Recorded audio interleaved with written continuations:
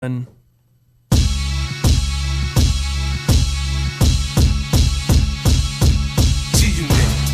yo, what is going down, y'all? Welcome in the most underrated podcast you already know.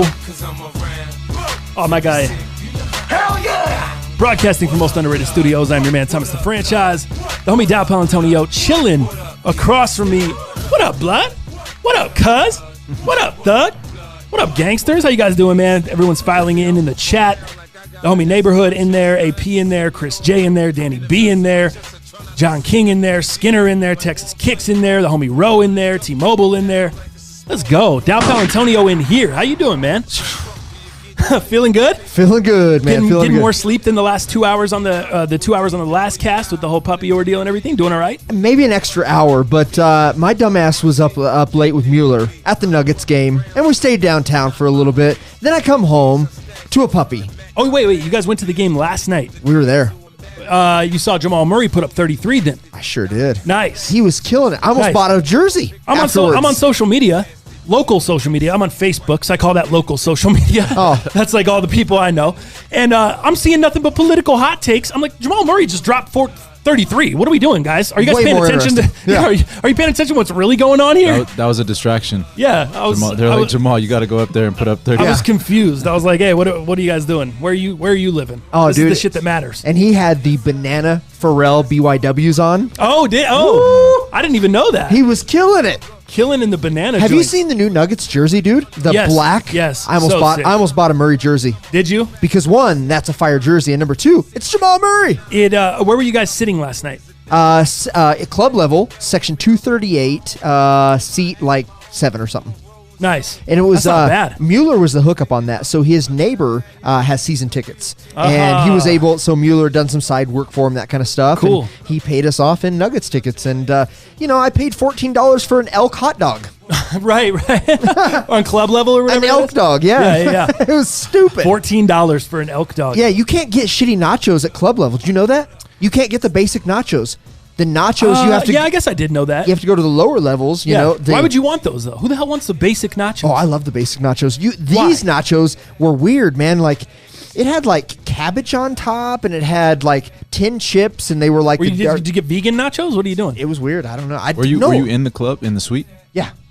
Don't they have like free food in there? Well, not in our suite for whatever reason, but yes, they usually do like deli sandwiches, chicken wings, chicken tenders. Dogs, No, I can't believe you got to be the only person I've ever heard complaining about the gourmet club level nachos. They were not good. Saying you want the plain joints. You want to go back down to level 100 and just get chips and cheese. Hey, I'm a common folk. You want to get chips and cheese with a couple jalapenos dropped on the top of the chips. That's the nachos that everybody loves. Are you kidding? No.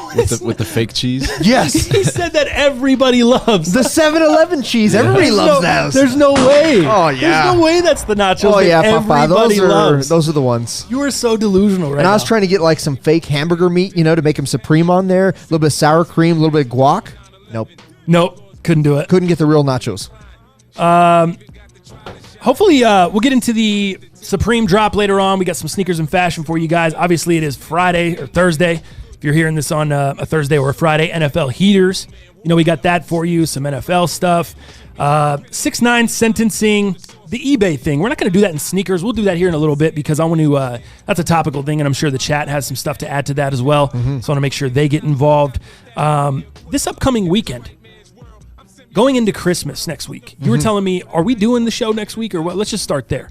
What's going on there? Yeah, for sure, man. So I don't really know what's going on, but Monday, dude, it's a momentous occasion for me. It's very, very sad, but it's also very exciting, especially for the homie that's actually buying the house. So I bought my house back in 2009, as we all know, here in the cast, that is. And dude, it was one of those times where I was literally couch surfing and didn't have a place to really kind of call my own. I was living out of a suitcase. I had a girlfriend that I was raising her daughter, and like, she'd kick me out of the house every once in a while, like if I backtalked her or didn't want to watch the kid when she wanted to go out because I thought it was her responsibility, yada, yada. Didn't really have a place to call home. So I bought my house in 2009, finally not living out of a suitcase. So kind of a momentous occasion for me. And now I am actually selling that house to one of my best friends, him and his lady. I think he's engaged now. my boy Muzz, and dude, they're buying my house, so we are closing on that. Love it, dude. On Monday. That's a big congratulations. Yeah, man, for both of us, right? I'm making a little bit of money. He's buying his first house. You know, we know how that is. It's a very exciting time for the both of us, but yeah, man. But it's also really sad to kind of lose that thing that that first place that I called home. You know. But I'll have some investment opportunities with that money. I'll be able to invest a little money into the cast here. So it's going to be exciting, man. What really is it when you buy property? For people that aren't familiar with buying and selling property, when you buy property and you sell that property, you have to reinvest how much of that money? Is it 100%? Is it a certain percentage? It's a certain percentage. So, and it's based off of time. So if that has been your primary residence over 8 years or longer, you do not have to reinvest that money at a certain time. 8 years or longer? 8 years or longer. Interesting. If it was your primary residence, you do not. You are not required. You said you bought an 09. So you could not reinvest. Correct. And you wouldn't be hit with capital gains tax? Correct, yeah. Oh. And capital gains is damn near 30%. Right. Over 30%. Yeah, it's huge. So I think that would be like, based off of what I'm selling it for, you guys can do the math, but $40,000 is what I would have owed had that not been my primary residence for that amount of time. So yeah, I would have to reinvest that. But instead now I can kind of save some of that. I can do some investments into stocks, bonds, IRAs, Roths, whatever we want to do. And then also put some money towards the cast. Yeah. See if we can get this thing to the next level as well. Love again. You know what I mean? Love it. We may not have a cast on Monday. I don't have a closing time. Okay. As we know, banks, financial institutions, people, last minute crap that happens on closings of house. Who knows? So I've got to kind of be open to that and kind of be at their whim, unfortunately, with that. So I will definitely drop a sneaker video. I'll drop something on Monday. We'll make sure we're dropping content.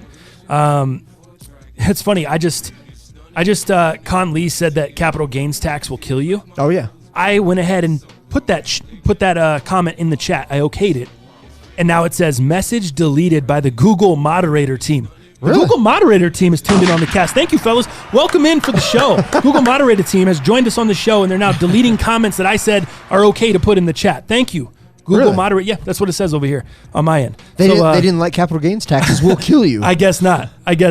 Wow. Are you doing anything cool for Christmas then? If we don't do a show Monday, just fill me in. What are you guys doing for Christmas? Where are you going? What's going on there? Sure, man. Dude, the 23rd, 24th, 25th, I've got packed out, dude, for sure. And I'm not a big planner, so Robin has really assisted us and facilitated a lot of the planning that goes down. So her family, obviously, of the Jewish descent, so not so much keen on celebrating Christmas. It's more of kind of Christmaka, as they call it. And I'm cool with that.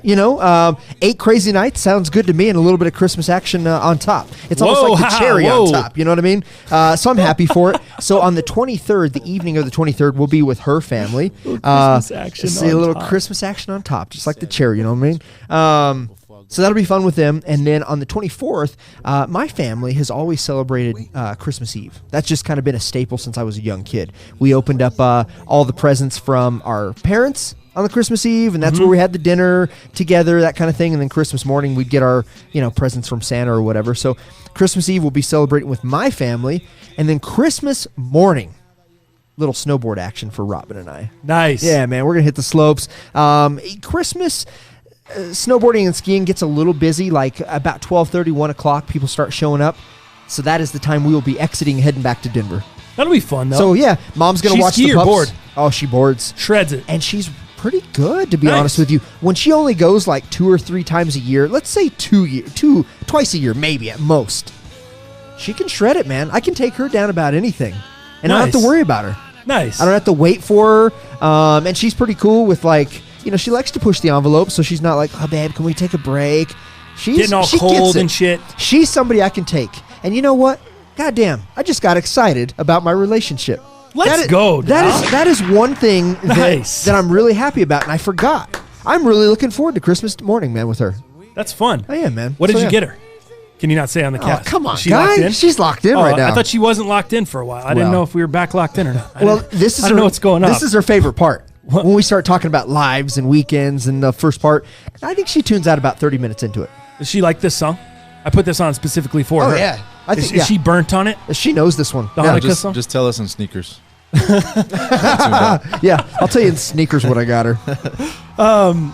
Jalal, what are you doing Christmas-wise and shit?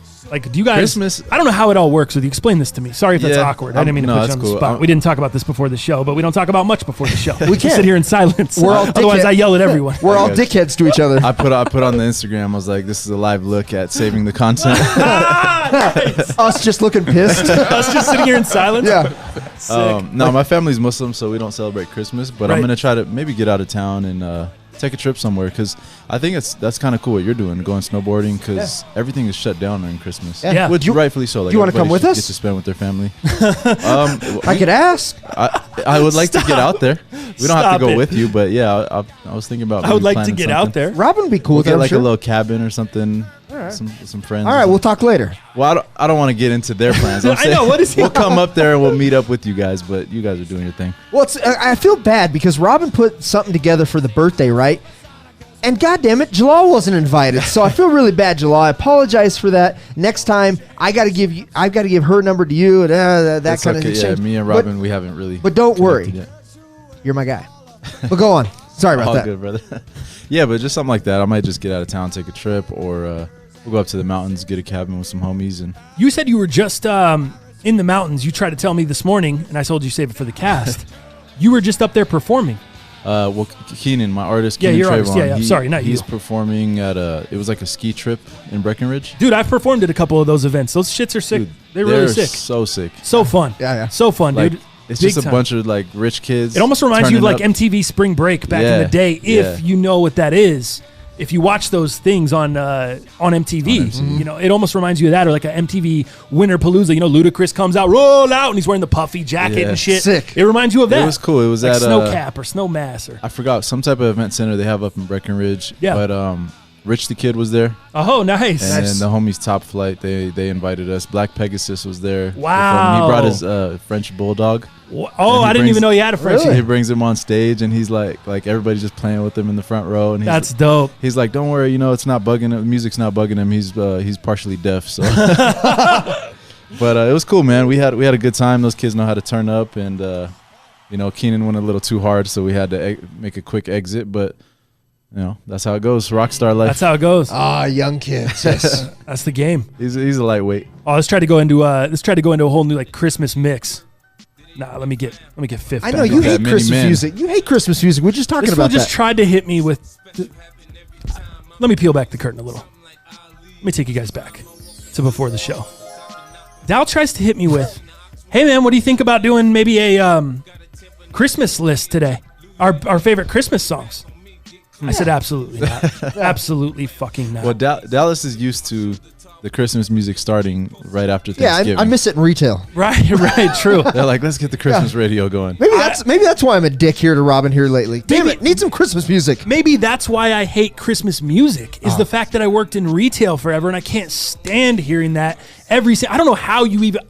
I can't fathom how your brain, how that popped into your head and was like, you know, this might be a great idea for the show. Let's spread a little cheer and let's do a countdown, a list, the most underrated podcast, Christmas music. I was like, you've got to be kidding me. He's trying to take it to the next level. That is taking it down a level. We're going down. We're stepping down a couple rungs. People are dropping out the chat. If we're doing a rundown of our favorite Christmas song, people are leaving. I don't ever willingly listen to Christmas music, but anytime I hear it, it kind of gets you in that holiday spirit. See, I think Jalal's more with me. You know? Yeah. Maybe like whenever you hit the mall. Maybe it's me. Maybe it's me. In that mood a little bit. He says... Chase says Thomas the Grinch Chise. Thomas the Grinch Chise in here. Dude, we got to catch up on some of these comments. Dude. I know. There's some great ones in here. Let's do that real quick. Lots of good comments. Thank you guys for coming through. Conley, just to pick up on where that left off, he said, Google moderator, is vagina okay? So we'll see if he gets thrown out. He was like, what's going on? This isn't China. We'll see if he gets thrown out for that. Yeah. What rhymes with vagina? Sabrina, the teenage witch. Bloodhound gang? Oh, fucking hilarious. A lot of people took L's. Dude, GoldenEye took an L on the hoodie, on the box logo. Oh my gosh! No, a lot of people can't believe it.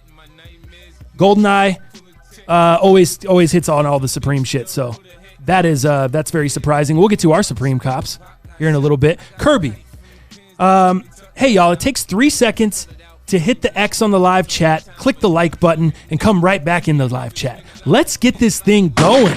There you go. There you go, Kirby. Kirby. Thank you, bro. Mishamu stock is $4.99. Thank you, bro. Got him. $4.99 coming through with the cake. Appreciate you, bro. Actually, I'm going to go meet up with Misha tomorrow to pick up my Supreme hat, dude. I'm going to drive out to meet him at his work, swing by the VC Dub store, go in there. Are we going to get a business plan real quick? Should I meet you there? Oh, dude. Should we meet there? We should talk about that tomorrow. When I come see you, we should talk about getting a business plan set up over there. What do we got to do? Have What's the the deal? pricing. What if we bring our own phones? What if we don't bring our own phones? What you guys throwing in an iPad for free? What's going on over there? I like it. Hey, since you're going to meet up with him, you get the shot. All right, here we go. Here we go. All right, Misha, you're the Don. Oh, off the front of the rim. I'll take that. Take that L on the way out. Damn it. He's got to be the Don for the lines. He's got to match a line. What do you mean? For Verizon. Oh, yeah. Match the line. Yeah. Give us That's a free fire. line. Thank you for the donation, Misha. Another one, dude. Blake P came through. $14 for the Elk Dog Dow. Elk Dog. Nice. Dude, that Elk Dog was so good. And I got the shitty nacho cheese on top of it. That's hilarious. It was so good. Nice. All right, let's shoot Dow, that. Come on, buddy. Let's throw this through. Let's get it going. Oh, man. I thought you had the touch. Same. Not good. Not good. Not in. Unbelievable. Kirby, TTF, I'm not a skier at all. Never tried. But I've never seen anyone with those short skis and no poles like you had on the last vlog. Yo, I saw that. Can you tell us what those are and what's the difference? Great question, Kirby. Great question. The ski blades? Snow blades, yeah. Snow blades. They're called snow blades. So I have a pair of snow blades. I was actually telling Dow this on the lift. I got these joints used. Back in the day, my senior year, I wanted to get, this was my very first lesson in loans, money, interest, how any of that shit works. I was a senior in high school, which is not good. If you're a parent, educate your kids growing up, man. If they're in middle school, teach them about money. I didn't have a great education on money growing up. So if you're a parent, teach your kids about money, teach them about finances, teach them what an interest rate is, teach them about real estate, teach them how to invest, all those things. Okay. Anyway, back to the story. My Uncle Roselli loans me some money. He gives me enough money to, I think it was $500 at the time, maybe $600. And it was enough to buy a used skis or snow blades, which I did, boots, and a ski pass. My senior year. That's what I wanted. Sick. I bought the ski pass. I bought the boots. I bought the snow blades. The boots and the blades were used. You could buy used equipment from a rental shop. They just rented them out, used. I bought those snow blades, and I've had them since then. I've since then owned a couple pairs of skis. One of them got stolen out of my car. I now have a new pair of Screams, super sick. Haven't put the bindings on. Haven't them even been mounted yet. Yep. No, so I need to put the bindings on them. I didn't want to spend the extra money. I had the snow blades laying around, so I was like, screw it. Let's just do the snow blades. What they are is they're just small skis, Jeff. They're just smaller than normal skis, and they allow you to go backwards and forwards and whip around a little bit quicker. But yeah, dude, it's, as someone in the chat here said, it's almost like rollerblading on snow. You don't really need poles. I've used poles with them just in case I'm going to be in an area where I'm going to get stuck a little bit more on a flat land. You got to pull out of it. But for the most part, if we're riding with, like I'm riding with Dal and Teddy and Ern, we're all blues and blacks all day. So there's not going to be many stagnant spots. I'm not touching any greens. So you don't really need poles, man. You can just whip around on them kind of like rollerblades, and you steer the same way. You steer with your outside leg. So if you're trying to take a right, you're going to steer with your right leg. If you're trying to take a left, just like rollerblades, man. And it kind of directs you in the direction you want to go. I've been skiing, snowboarding, rollerblade, or snowblading forever. So I can kind of just rotate between the three. Snowboarding's the least, or I go snowboarding the least. That's my, it's not my strong suit, but skiing and snowblading, I can kind of do whatever or go wherever. Snowblades look sick, man. I feel like that might be one of the easier options. Yeah, dude, I like them a lot, man. I think they're fun. You don't have to carry a ton. That's the thing. Dal was like, damn, dude, that's how you carry those? Because they just have like a strap, like a buckle that goes, it straps around your ankle. So in case the snowblades come off, they don't go flying down the mountain. They're strapped around your ankle. Yeah. So I just take those straps, I just hook them together, put them right around my neck. They just hang down to like here, and I just walk, dude, just walking through. Dal's carrying his big ass board. People are carrying skis, knocking shit over. He's single chain ties out there. It's nice. It'd be nice. It's really dope, man. Two blades over there. I think what's There's hard some about haters too. People hate too, but I don't like people. Dude, just don't hate on him. All the people at the lift lines, like that were running the lines or whatever, would just like kind of snark at him a little bit. In franchise, they don't look the like. He's suited and booted. The coolest. And I'm in the craziest Burton suit ever, which I've also had since 2003. Yeah. And when Cameron was popping, like I had that big ass. You look like an out of towner for sure. Oh, dude, I just loved it. I had so much fun. Like I don't care. I'm not going to the mountain to be judged. I'm going there to ride. Like, I think those are difficult because of the technology within those. Because you got them in your senior year. I think it's a little difficult with POW. Like if you had a foot of new like powder, I think they'd be pretty tough. Oh, for sure. You'd be drowning. Yeah, you got to lean back. You got to lean the way back on them. It's just, it's tough. It's tough. Let me get to some other donations. The homie Al Baroon, $9.99. Thank you, Al Baroon, coming through. Well, Happy holidays. That's probably even more than $9.99. That's European $9.99. 9.99 euros. Did you shoot last or me? I did, and it was bad. All right, I'm about to match this Al Baroon. No more. I hit the rim. That's about it. Wow, that was terrible, Al Baroon. I'm not about to match this. That was probably one of the worst ones I've done in. Yeah, how much protein did you have this morning? 3 weeks. I just threw it up off the backboard. Con Lee, $2. Thank you, Con Lee. Am I the only one that don't like Christmas? I think there's a lot of people that probably don't like Christmas, Conley. You're not the only one, but finally, Dow Palantonio knocks it down. Finally, damn. Yeah. Straight cash, homie. Good shit. Overreaction. Only 15 minutes late. You're all right, Jay Nasty. No big deal. Finally, make it, and the cast is over. Over. WTF. It's not over, guy. You're in here. Don't worry about it. Yeah. Christmas in Harlem. Kanye. Look at John King putting out some Christmas music here. Some of his favorites. See, I think it would have been a great segment. Tiana Taylor, #1 on my list. I need to look that up, John King. I don't even know if I know what that is. Yeah, I don't know that like one. A compilation? That's what I'm saying. He's on some new Christmas music. Like, he's on some new shit. Yeah, that's really... Christmas in Harlem's dope, for sure. The smaller the blade or board, the easier it is to carve. They make mini snowboards, too. That doesn't mean you can just get a kid-size board, though. Ha-ha. That's, I think, what a lot of people thought, neighborhood. A lot of people don't know what the hell I'm doing, so they're looking at me like I'm riding kid skis. And so they're giving me like a negative look because they've never heard of snowblades or they don't know. Right. I feel like a snowboarder, back when snowboarders were like, when we're looked upon shitty. Yeah. Everyone was just looking at them weird. Like, everyone looks at me weird. I never get one person's like, oh, those are crazy. What are those? Everyone just gives me dirty ass looks. Yeah. That's skiing, though. Skiing is a rich, uppity, yuppie, stuck up, nose in the air game. Very formal, Very traditional. Skiing you don't go skiing to meet cool friends. I'm not saying they're not cool people on the mountain, but it is what it is. Especially a lot of golfers. People that work there. Yeah, like golfers. They all suck. Yeah. They're all shitty heads. Well, especially if you're here in CO where the skiing's crazy. Right. If you're in this place where skiing's not that wild, then maybe it's not as uppity like that, but whatevs. All right, let's move on. So may or may not have a show on Monday. Keep you updated through social media. I want to update you guys on the College Bowl Pick'em. If you're not following me on social media, you're not up on that.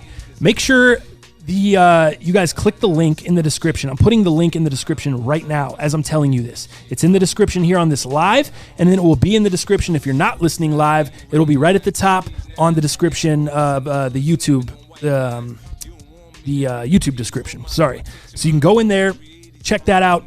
All you got to do is click on that, register on Balto, and it's automatically going to throw you into the most underrated league. It's $10 per entry. It's very, very simple. That's about it, man. All you're going to do is go in there. It's $10. You pick your teams. It's winner take all. Here's what I will tell you. The bowls start tomorrow, December 20th, Friday, December 20th. If you do not have your picks or your entry in by then, you can still join on Saturday, or you can still join a little late. You're just not going to get credit for those games. So you just have to kind of make those up elsewhere. You have to hope that your picks are better elsewhere. Yeah. So, but if you want to get in before that, get in today. $10 is the pool, and that's how it works. I mistakenly told everyone on social media that you were going to be able to send in the $10 on Balto. Apparently, that's not set up yet. It will be soon. So in the meantime, back to the old way. You gotta Venmo me. You gotta Venmo at Most Underrated Podcast. I'm sorry, PayPal at Most Underrated Podcast at Gmail. So, or Most Underrated Podcast at Gmail is the email address for PayPal. Yeah. Send your $10 in there, and then the same exact username on your entry. I hope that all makes sense. I really hope that. I think it made sense. Go ahead. Another quick update real quick since we're doing some updates. I know you guys can't see them. They're behind me here. That's the good news. Shirts are done. We picked those up this morning. They will all be shipped out today. So anybody that hasn't got them, anybody that wants them, anybody that is asking, anybody that is emailing us, they will be shipped out today. Jalal and I will be working all hours this evening to make that happen for you guys. Love it, dude. Shirts are on their way. So thank you for your patience. Pre-order again. We wanted you all to get them before Christmas, and some of you will, but hey, they'll all be sent out today. So just so you know. Let's start off with the eBay. Yes. A lot of people, I saw headlines, eBay entering the sneaker game, all this stuff. eBay's been in the sneaker game. eBay was just the place that you went. They started the sneaker game. eBay was the place that, now back in the day, I got some crazy steals on eBay. As time has gone on, eBay became the place for fakes, man. Yeah. It just became the place to get scammed. So I kind of got away from eBay more and more as the years went on. And as GOAT and StockX got more and more popular, it drove me further and further away from eBay. Well, as by now, you guys have probably seen the news, eBay is giving up seller fees to try to increase their share of the sneaker market. I saw an article that said the sneaker business is estimated to grow to $6 billion, $6 billion business by 2025. And that'll be up from $2 billion in 2019. So right now we're at $4 billion. Sneaker industry, $4 billion industry. Of course they want to get their hands in that, right? Oh, yeah, they do. Especially because it's not a dying industry. Business analysts are projecting the sneaker industry to be worth $6 million by 2025. That's a hell of a lot of growth. $2 million increase there. And that's from, with all the competition that's going on. And I don't know if that there's a ton of competition. I think Nike's still dominating the market currently. As much as you want to say about Yeezy and the numbers that came out, I don't know that that's forward thinking. I think that was past and the end of current thinking. Would you guys agree there? Yeah, I would agree with that. I would agree that Adidas still has some major changes to be done, and implementing Wex as head of Yeezy, we'll see what that does. But yeah, I mean, I think they're still behind the eight ball. So give me the info here on eBay and this press release, and then we'll kind of go with our opinions. And so it looks like if you sell a pair for $100 or more, they're going to be taking the fees off. So if it's anything under, they're still going to be getting the fees. I wonder if they're just doing this temporarily, because it says that they're going to be monitoring the program in the coming year. So it sounds like maybe they're just trying to get some awareness that, like, hey, eBay does have sneakers. We do have real sneakers. There's legit sellers on here. You can look at their feedback and get somebody that's legit. I think eventually they'll probably get rid of this, because that's how they make their money. I mean, they're not going to be waiving fees forever. Right. So anything under $100, you're still going to pay a fee. This is only in US and Canada, and yeah, over $100. Yeah. Also, did you see that on top of that, they had an extra promotion on not only anything over $100 free seller fees, they also did a code called Paired Up. Did you see anything about this? So this code was also doing $100 off any $300 purchase or higher. Right. So, of course, the most recent pair that is released that made this such a great deal was the Bread 11s, because they're going right now between $300, $320, $315, depending on the size. Dude, this took $100 off of the breads. Right. That was a great deal, dude. This was awesome, because the breads themselves were what, $220? Yeah. And it was such a great deal that eBay canceled the code within, I think it was like almost 2 days, like a day and a half of business, 2 days of business, canceled the code. They actually sent out a formal apology saying, hey, this code was used a lot more than what we expected, blah, blah, blah. They made something up and basically accused people of creating multiple accounts. That's what I saw. Because of this. Yeah, they were basically buying and selling, or they were listing and then buying their own breads. Right. So you're getting commission there, you're buying it back, then you're able to resell the shoe on a different platform or whatever else, or just do this over and over. Double dip, tater chip. There you go. Well, and then there's also something with these eBay users. I was getting into a discussion with Dirty DJ. Shout out to Dirty. He was also saying that you were also able to use your eBay bucks. And I guess this is something that, as people who have had great seller accounts, it's almost like reward points that you would get from Foot Locker for spending certain money. I think Dirty said he got the reflective Yeezreels off eBay with that promo code, had the no seller fees, all that other shit. I think with the eBay bucks and that, I think the Yeezreel reflectives cost him like, I don't know, it was under $300 out of pocket. So you also had the eBay bucks that people were cashing in. So some people were triple dipping on this whole thing. I should have. As many times I've been scammed on eBay, I was kind of mad I slept. I was just like, it ain't worth my time. Like I'm not trying to get have any hassles later on or with my eBay account and have to get a new one, whatever. But Pablo, I did the finesse, LOL. F eBay, but thanks for the 100. There you go. Thanks for the quick hundy. Do you guys think this will be enough to bring people over from StockX and GOAT? I mean, it makes me a little nervous because there's no middleman. No authentication. Even though eBay's there, they're not authenticating. That's the issue. Yeah. I think that is what everyone's been screaming on social media. It's like, hey, this isn't the hack. This isn't the answer. This isn't the end-all, be-all. No one's authenticating these shoes. That's what you're paying fees for. eBay, you were paying fees before just to use their platform. Right. Well, you're getting the same exact fee from StockX or GOAT, but it includes authentication. So why wouldn't you go there? That was my thought. Right. And I guess it wasn't the same exact fee. What was eBay? 10%. StockX is 13%. Go or no, StockX 9.5 if you have a good processing fee though. As low as 9%. Right, but then you have a processing fee, the 9% fee, and then whatever. Right. It's interesting. What I would say about eBay is, that's still, that not having that middleman is something that I just can't deal with. And I'm not even a big seller. I've sold one thing and I've bought one thing my entire life. So it's like, well, how does Dallas have anything to say about this whole thing? What I would say is the experiences that I've had and the experiences that the friends have had is PayPal and eBay always side with the buyer.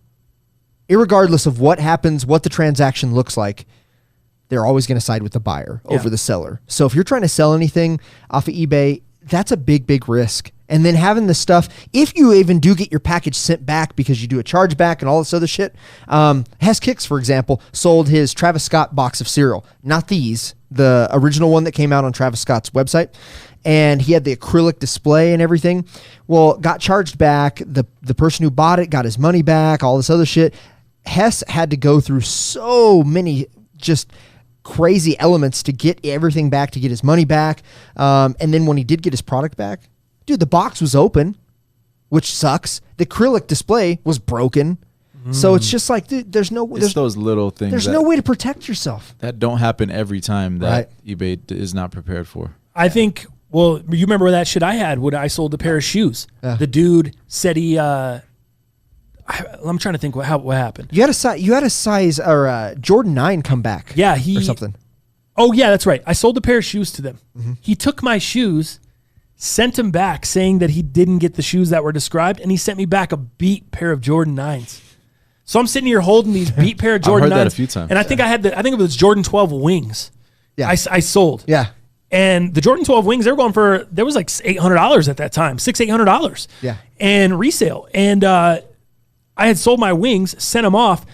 I get back these 9s, and then I get a PayPal dispute, and they side with the buyer. And now I got to battle. And I think it took me 2.5 months to get that money back. But I had something similar with a less dollar amount, like $300. I just lost the money. I just got scammed. There's nothing I could do about it. And that's what makes me, just the fact that I've been scammed on eBay multiple times, and that doesn't even include talking about fake shoes. We're not even talking about the unauthorized market and all the fakes that are flooded on eBay. And they're really good fakes out there. We've done real versus fake videos. We've seen how good the fakes can be. So what do you guys think about them partnering up with Stadium Goods though? Does that do anything for you? Does that give them a little bit more of a sense of legitimacy? If they did something with Stadium Goods to where they could legit check shoes, they push the business model in that direction. How would that work? I think that's probably the goal, but how does that work? Are you sending your packages to Stadium Goods? Do they have the ability to check all those? What does that look like? What's the infrastructure? I would like to know a little bit more details first. That's what I was wondering too. Yeah. And I don't know if it's a long-term partnership with Stadium Goods, because all I saw was that they've collaborated with Stadium Goods over the next few weeks to celebrate some of the most hyped releases of the year. This week is the week of sneaks, where eBay will drop a different Yeezy Boost 700 daily at 10 a.m., at 12 Eastern, so 10 a.m. our time, on its Instagram page. Each pair will be offered for $215 USD, which is below retail. The release calendar follows below. So the 17th was the Analog, the 18th was the Inertias, today is the Geodes, tomorrow's the Salts. That's how that's going down on eBay. Interesting. If you're interested in those. Additionally, eBay is dropping 8 of the most hyped sneakers of the year during a 7-day auction on eBay's dedicated sneaker page. Beginning today, December 19th, shoppers will have the chance to bid on a pair of Air Jordan 1 Off-White, the powder blue joints, UNCs, Travis Scott Jordan 1s, the Off-White Chicago's, the Off-White or the Nike Air Force 107, the Yeezy 350 Black Static, the 700 Yeezy 700 Magnet, the Off-White Dunk Low University Gold, and the Sacai Waffle Daybreak in Green Gusto and Varsity Blue. Each auction begins at 99 cents and will run through December 26th. I don't know that that's a huge deal, right? I think that's exciting if they're getting those shoes from Stadium Goods. Outside of that, I think they are. That's part of the partnership yeah, with Stadium Goods. There is no truth or validation through authenticity, that kind of stuff, with your pairs buying and selling. But for this, I think this is nice. This is what StockX does. StockX does their contests. GOAT does their contest, where you're getting $20 back, for every sale that you made. I think this is just kind of eBay's way of doing that. But outside of that partnership for giveaways or for like bids, auction based, I think that's cool. But outside of that, yeah. As far as that goes, I don't really find that tight because of the fact that it's an auction. Mm-hmm. They start at 99 cents, but it runs through December 26th. What's the difference between that and you don't think that's going to be up to resale prices by December 26th? You don't think that auction is going to be not on a geode? From now, I guess maybe there, but we're talking about the Off-White UNCs and the Off-White Chicagos and the Travis Scott ones. Like, you don't think those are going to be over a rack at a rack? My argument towards that is it's like a lotto ticket. You don't know until you play. And if you put a bid in there that says, I'm willing to pay this, you never know what can happen. You're probably not going to get shit. Just like a lotto ticket, in my opinion. Well, no, because it keeps going. It is what you're willing to pay. You're going to end up paying the top price, whatever maxes out. You can put whatever bid you want. You don't have to. You can put your max bid in there. This is what I'm willing to pay. Right. And if it goes above that, then you're out. Yeah, which is, for most people, it's still like a lotto ticket. It's going to be maxed out. It's going to be over. Guy, I don't think it's like a lotto ticket. Not at all. You control it. You can pick. You could pay the highest price if you want. You could if you wanted to, but you don't have to. I can't control that in the lotto. I could buy 300 million tickets and still not be guaranteed to win. That you can pick the highest price and be guaranteed to win. It's not a lotto ticket. Yeah, I get what you're saying on that, but you have the choice. Like, it's not a drawing. A drawing. You're going to pay over. Your argument was, well, what if you pay over resale? Well, yeah, you put the damn bid in. What do you expect? That's what I'm saying. You might as well just go pay resale on StockX and avoid all the fucking trouble and have your shoe before Christmas. Yeah, but you never know. You never know what you can get. If you put a bid in, it might get accepted, and that's what it is. That's the thing with eBay is there's a possibility always, probably not with UNC, ones, but there's always a possibility that you pay below what it's worth. Yeah, that's the whole idea. These ones you're not. That's what I'm trying to tell you. You guys pull the wool from up over your eyes, fellas. It's not a big deal. It's not exciting. It's not tight. This is not cool. It's not There's exciting. Cool about it. I think we're just explaining he said the it's difference cool. between a bid. He said it's exciting. I think it's cool to have a chance, but somebody like you who is logical was like, you don't have a chance. Nobody has a chance. So we're not going to win this. We're not going to win this argument. But some people, it's like, I can put a bid in and I might be able to get it. Let me put a bid in for $20 and see what happens. You know what happens? Someone's going to outbid you. What are you talking about, Dallas? Put in a fucking realistic bid. Well, then that's what we're saying. That's a lotto ticket. That's a lotto ticket. Does someone spend $2 million to try to win $20 million? No. They spend $1. They spend $2. They spend $20. That's the point. Well, there is no argument here, Dallas. I know that you're not talking about winning an argument. There's no argument. They can do that. They might spend $80 to get a pair of geodes. Who knows? It might work. That's $80. That's what I'm saying. $1,000 on that scale of a lotto ticket. It's not a lotto ticket.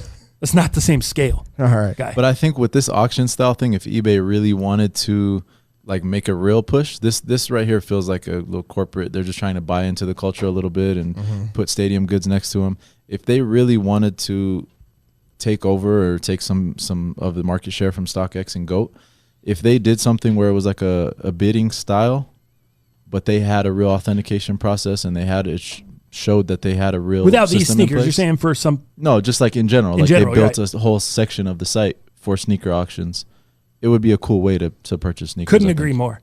If they came through and they were like, "Hey, man, we're dedicating this whole new area to sneaker auctions. Everything purchased in this area will be authenticated by Stadium Goods." Now we're talking a totally different thing. But I think that is what should have been done. Right. I don't know. If they're serious. Yeah, if they're serious. Like they're serious about it. I don't know that this move alone does enough to sink GOAT and StockX. It absolutely does not. People away. This is eBay's way of putting dipping their toe into the culture of what we call sneakers. And they don't know shit. That's why it's not that great. And as I read a little bit more, you have to keep continually bidding through that 7 days, it sounds like. So there's parameters to it.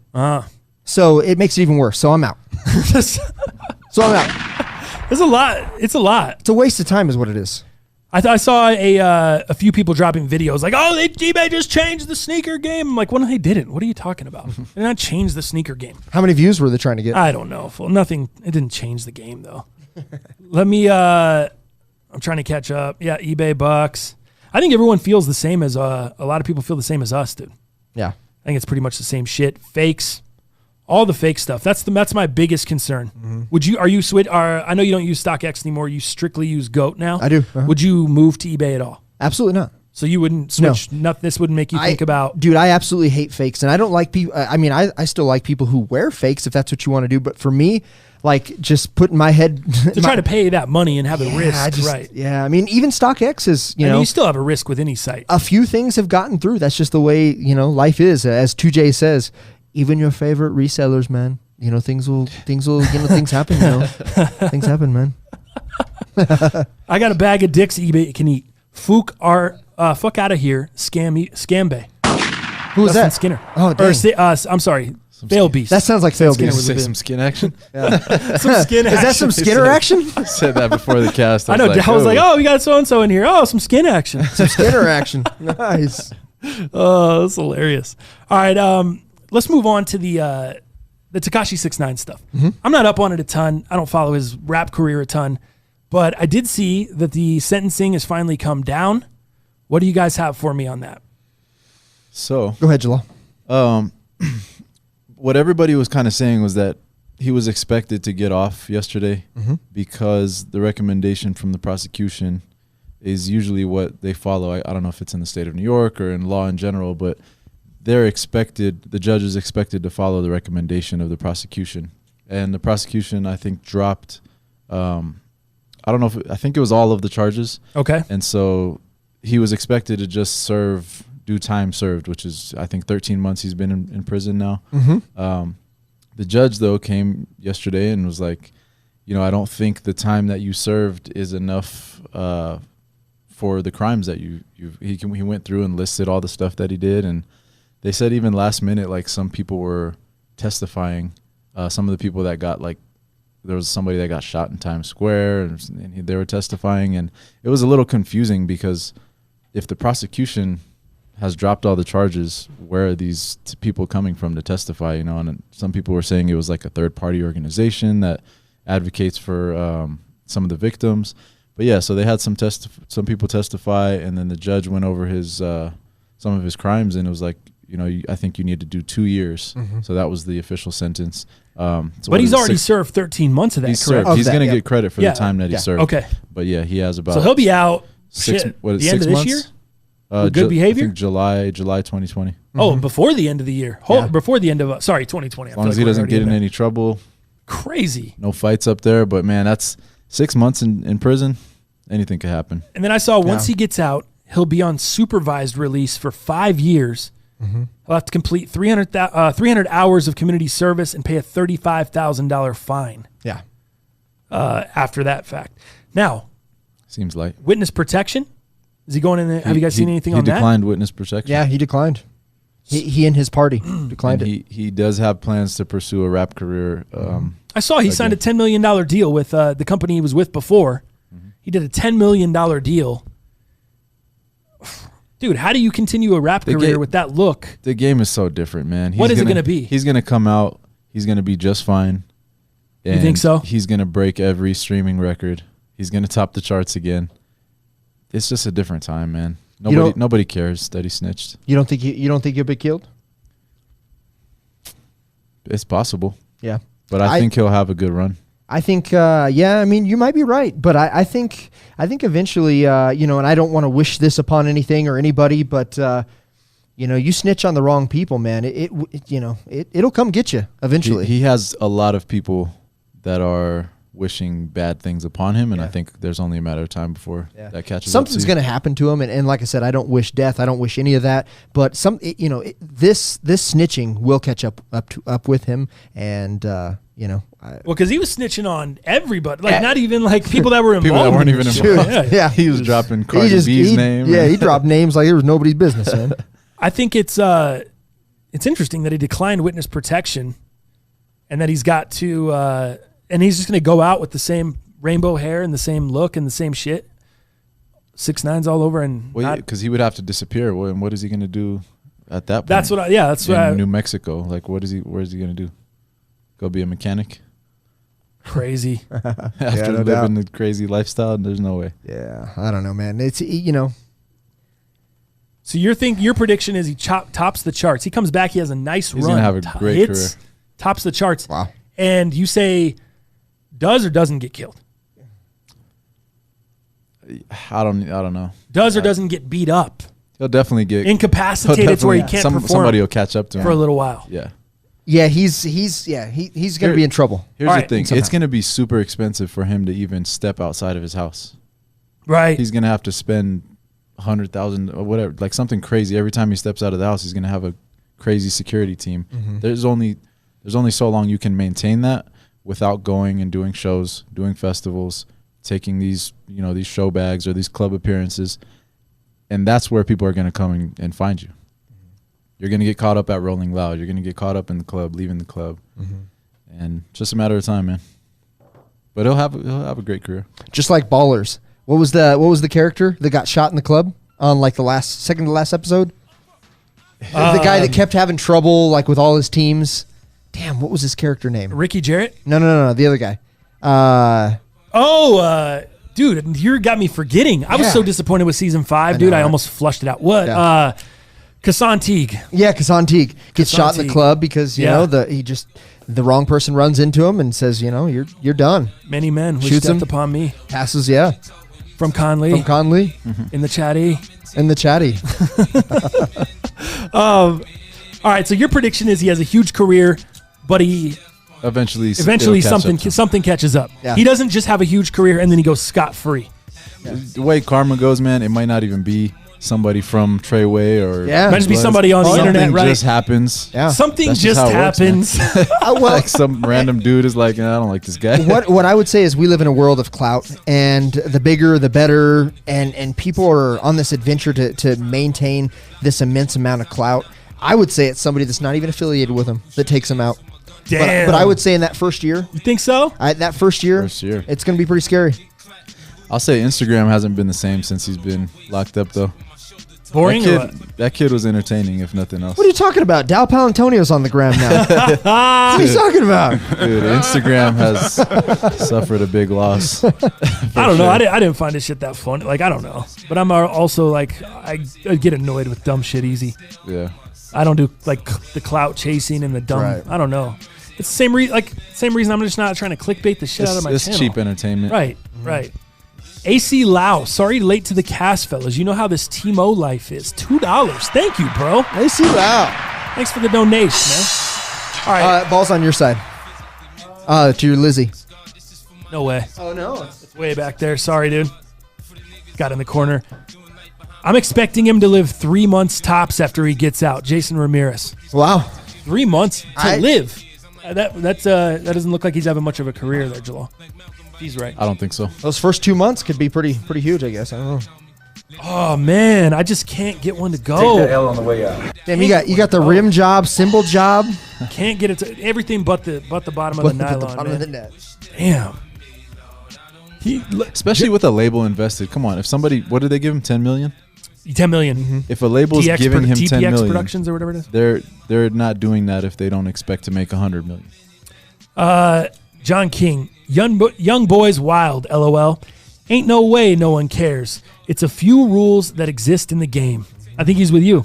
Yeah. Nobody cares. No, now. I think he's saying the opposite. No, I think he's saying like, ain't hey, no way no one cares. Ain't no one. Yeah, he's saying like snitching is one of the few rules that you can't. Oh, I read it wrong. Yeah, you're right. Yeah, that's that unwritten shit. Like you got to live by Ain't a code. no way no one cares. I just think it's so he thinks everybody time, cares. Man. He broke the code. He definitely broke a big code in the street, but it's like if you're talking about these young kids, they don't care about none of that stuff. I agree, and I'm with John. He said the dude's corny. I totally agree with that. Oh, I don't get what the appeal of him is. I don't get what the appeal of the music is. To your point with the Instagram, I don't get what the appeal of even I just don't get it. Dog, what music? That's what I would say. Yeah, shit ain't music to me. I don't understand. Jalal's over here jamming though, like he loves it. Blicky with the stiffy. He loves this new shit. I don't, why? I try to understand. No, I'm not a huge 6ix9ine fan. I just thought his antics were kind of interesting sometimes. Yeah. it'll be interesting to see, man. I'm excited to see what happens. I'm excited for all of it, whether it's the rise, I'm just excited to watch it all unfold. Mm-hmm. Now that we have some, You can take a break from the Kardashians. This is great. I guess I don't have anything invested, but I have, I kind of know what's going on behind the scenes, and I know with the music shit, just music ties. Yeah. I think it'll be interesting to see what happens. I think even if you're not involved with him or you don't the game at all, you're interested. You're just like peeking around, like, that's interesting. See what happens with this guy. He has glad- an impact on the game. See if he gets, another. see if his shit just goes crazy, or see if he just tanks. And I think you might be right, dude. It might go crazy with the streams and all the kids with the TikTok shit we were talking about the other day, or a couple shows a day Kids ago. are just weird these days. Weird, bro. You're a bot, bro. You're a bot, bro. Well, you know what? I'm just glad that this decade is over. I'm looking forward to seeing what the new shit is on this new decade. And please make it not be some Treyway shit. Let's we're gonna do something involving the decade, but yeah. Before we do that, let's get into a little bit of. Oops, let me turn down fifth. Let's get into a little bit of this here.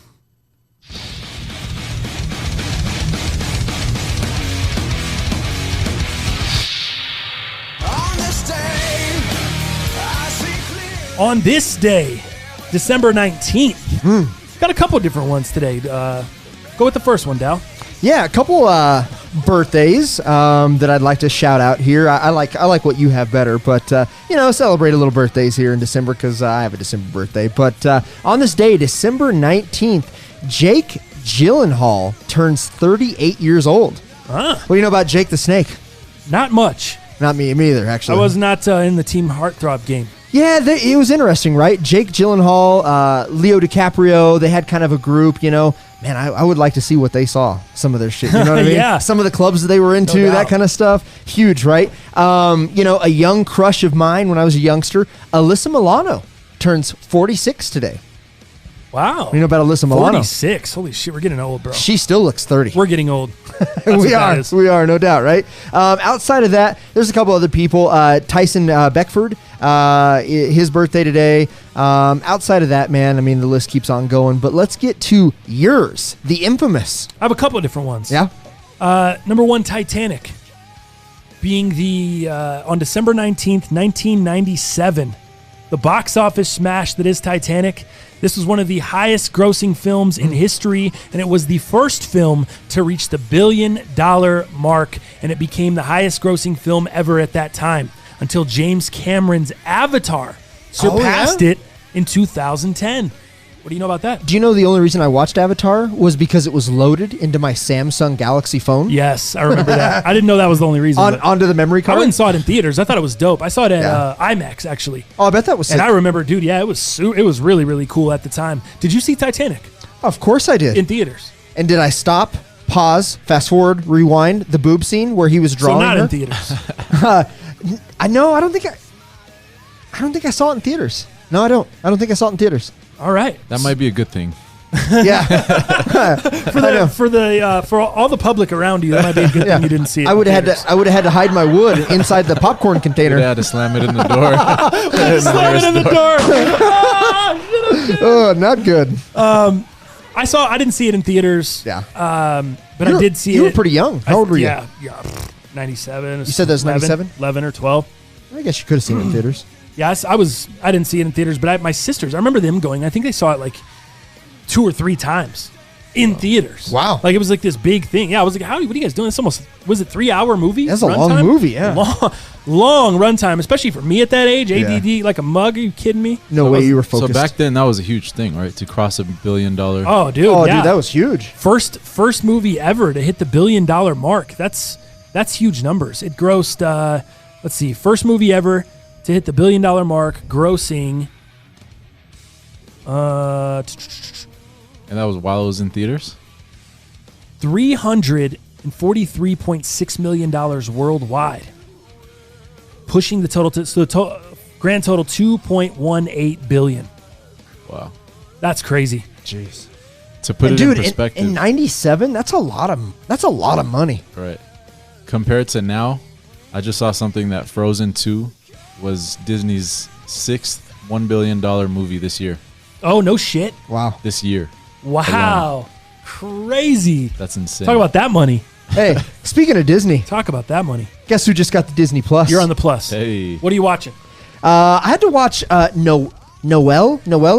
Oh. Not last night, the night before, which was like one of the cheesiest Christmas movies that I've ever seen in my entire life with Robin to fill up the love tank. I was trying to watch Home Alone 1, Home Alone 2. I was trying to get back in the collection, you know what I mean? But unfortunately, here we But the last one I have for you on this day, what do you know about this, dude?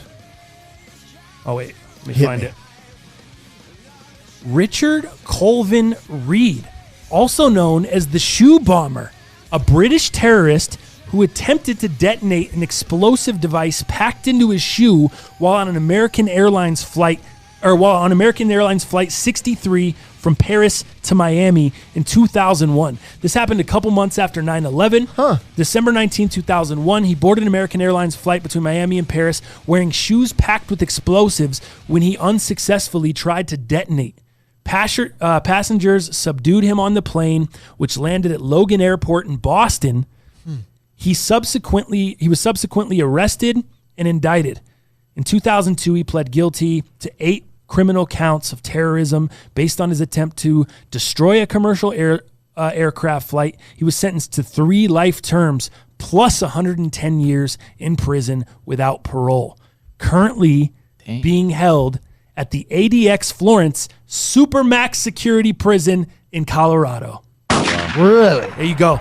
Dude, there you go. I had no idea about this. I think it and slipped has under to the be radar. because of 9/11. It was so close. You said Yeah. that was, 2 months after, basically. 2 months? December 19th, dude. my 9/11, God. September, 3 months, I guess. and he was from Europe. British. British. I British. remember this so clearly because like everybody was so scared right after 9/11. Sure. And it was like people were worried about continuous things happening.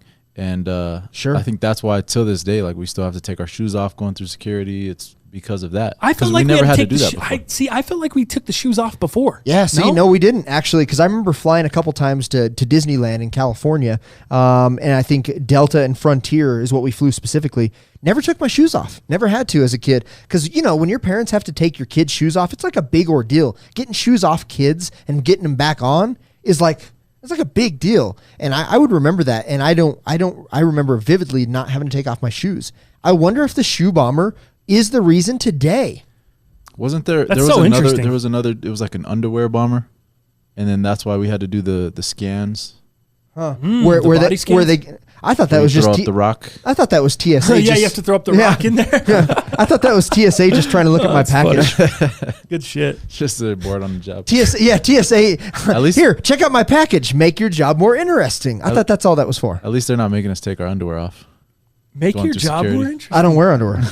I was about to say What it's- underwear? I knew Dow had something for that. I knew he had something going on there. Yeah. I seriously don't remember. I thought TSA. I mean, TSA. I thought you were taking shoes off before that, but No. before 9/11, no. Oh, dude. Before the shoe bomb. Man, security wasn't even really that heightened until obviously, the 9/11 tragedy happened. Before that, dude, man, it was like really metal lax, detectors dude. And you just walk. That's where everything was completely reevaluated, redone, and then the Shoe Bomber. But like I said, I wonder if that's the reason we have to take shoes off, or if 9/11 they started that. But I can't remember. But that's interesting. Chase with $2 donation. Okay, boomers. What are we? I'm giving him the bitch shots for that. Hey, boomers, are we talking about OU? That's what that means, right? Yeah. No. Oh, okay, gotcha. Oh man, you guys are really Dal, Dal. out the game. I'm on the game. Okay. I'm out the game on that? Yeah. He said okay. Really out the game. I don't know what boomers is. Sorry. I thought that was OU. Boomer Boomers. Sooner is OU. Oh. Boomer is something people are called when they say something old, when they're acting old. So you just proved his point. You just proved. You're a bot, bro. Shoot the shot. Where's the Oh my gosh. Where's the ball? I have no Because you idea. so sadly missed it last time. I did. you wanna switch it up? Oh, you want me to use a heavy ball? Oh no, you'll probably break something. that my dog chewed up. Benny came through, put some teeth marks in there. I was going to put you guys on some college game. I heard that 3 OU players were I heard suspended. that too. Yeah, I saw that. So that's a Saw pretty that. big deal for OU. I think LSU takes this easy, right? I don't know about easy, but they do have the Heisman Trophy winner. Where's Ed? Sports And I Talk think- Life when you need him. Right. All right, go ahead. Oh, he straight airballed it. Take that L on the way out. Oh, Dang, my that- goodness. that was bad. Straight airballed it, bro. John King says he used to just run right on the plane. Back in the day, What did he say? used to just run right on the plane. Oh, yeah. Yeah, remember Home Alone?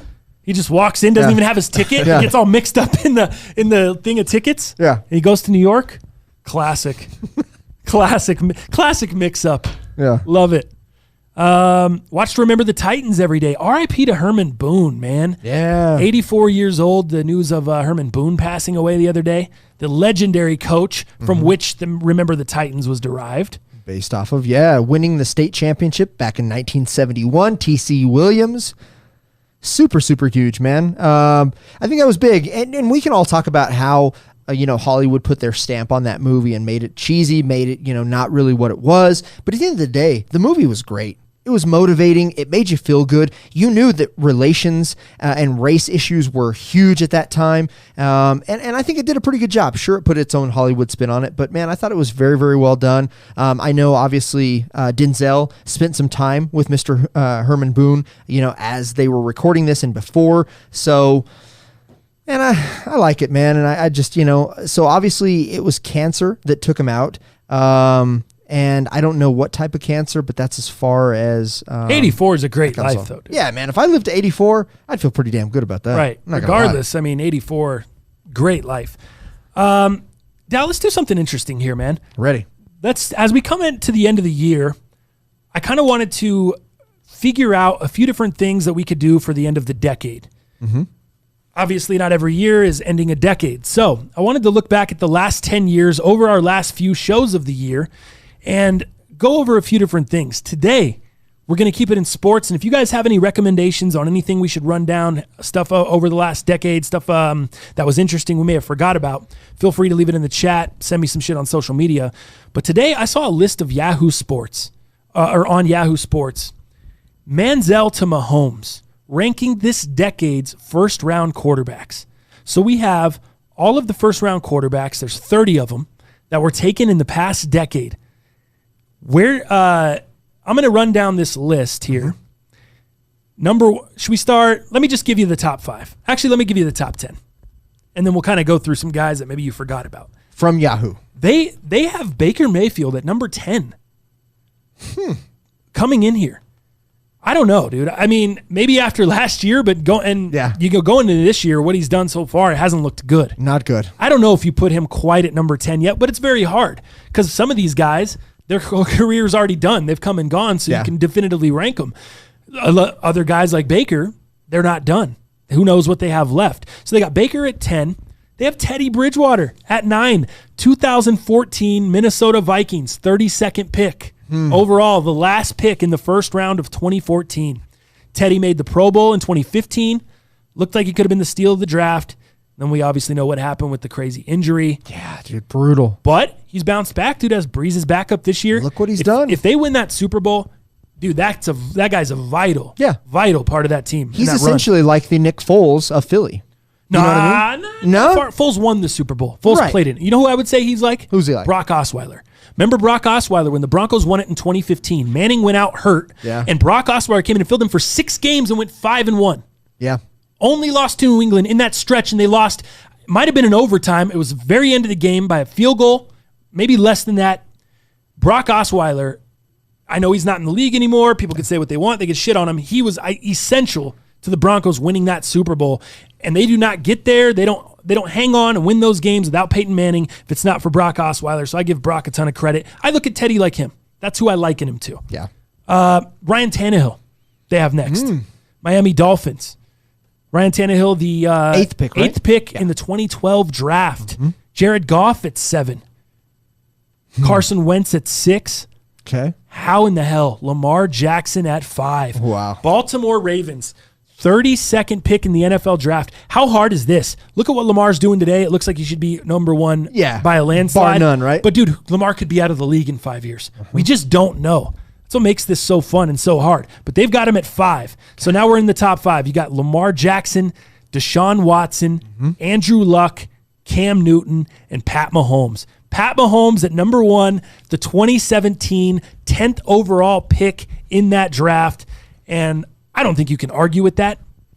Cam Newton, 2011 first round pick. Mm-hmm. That's pretty interesting there.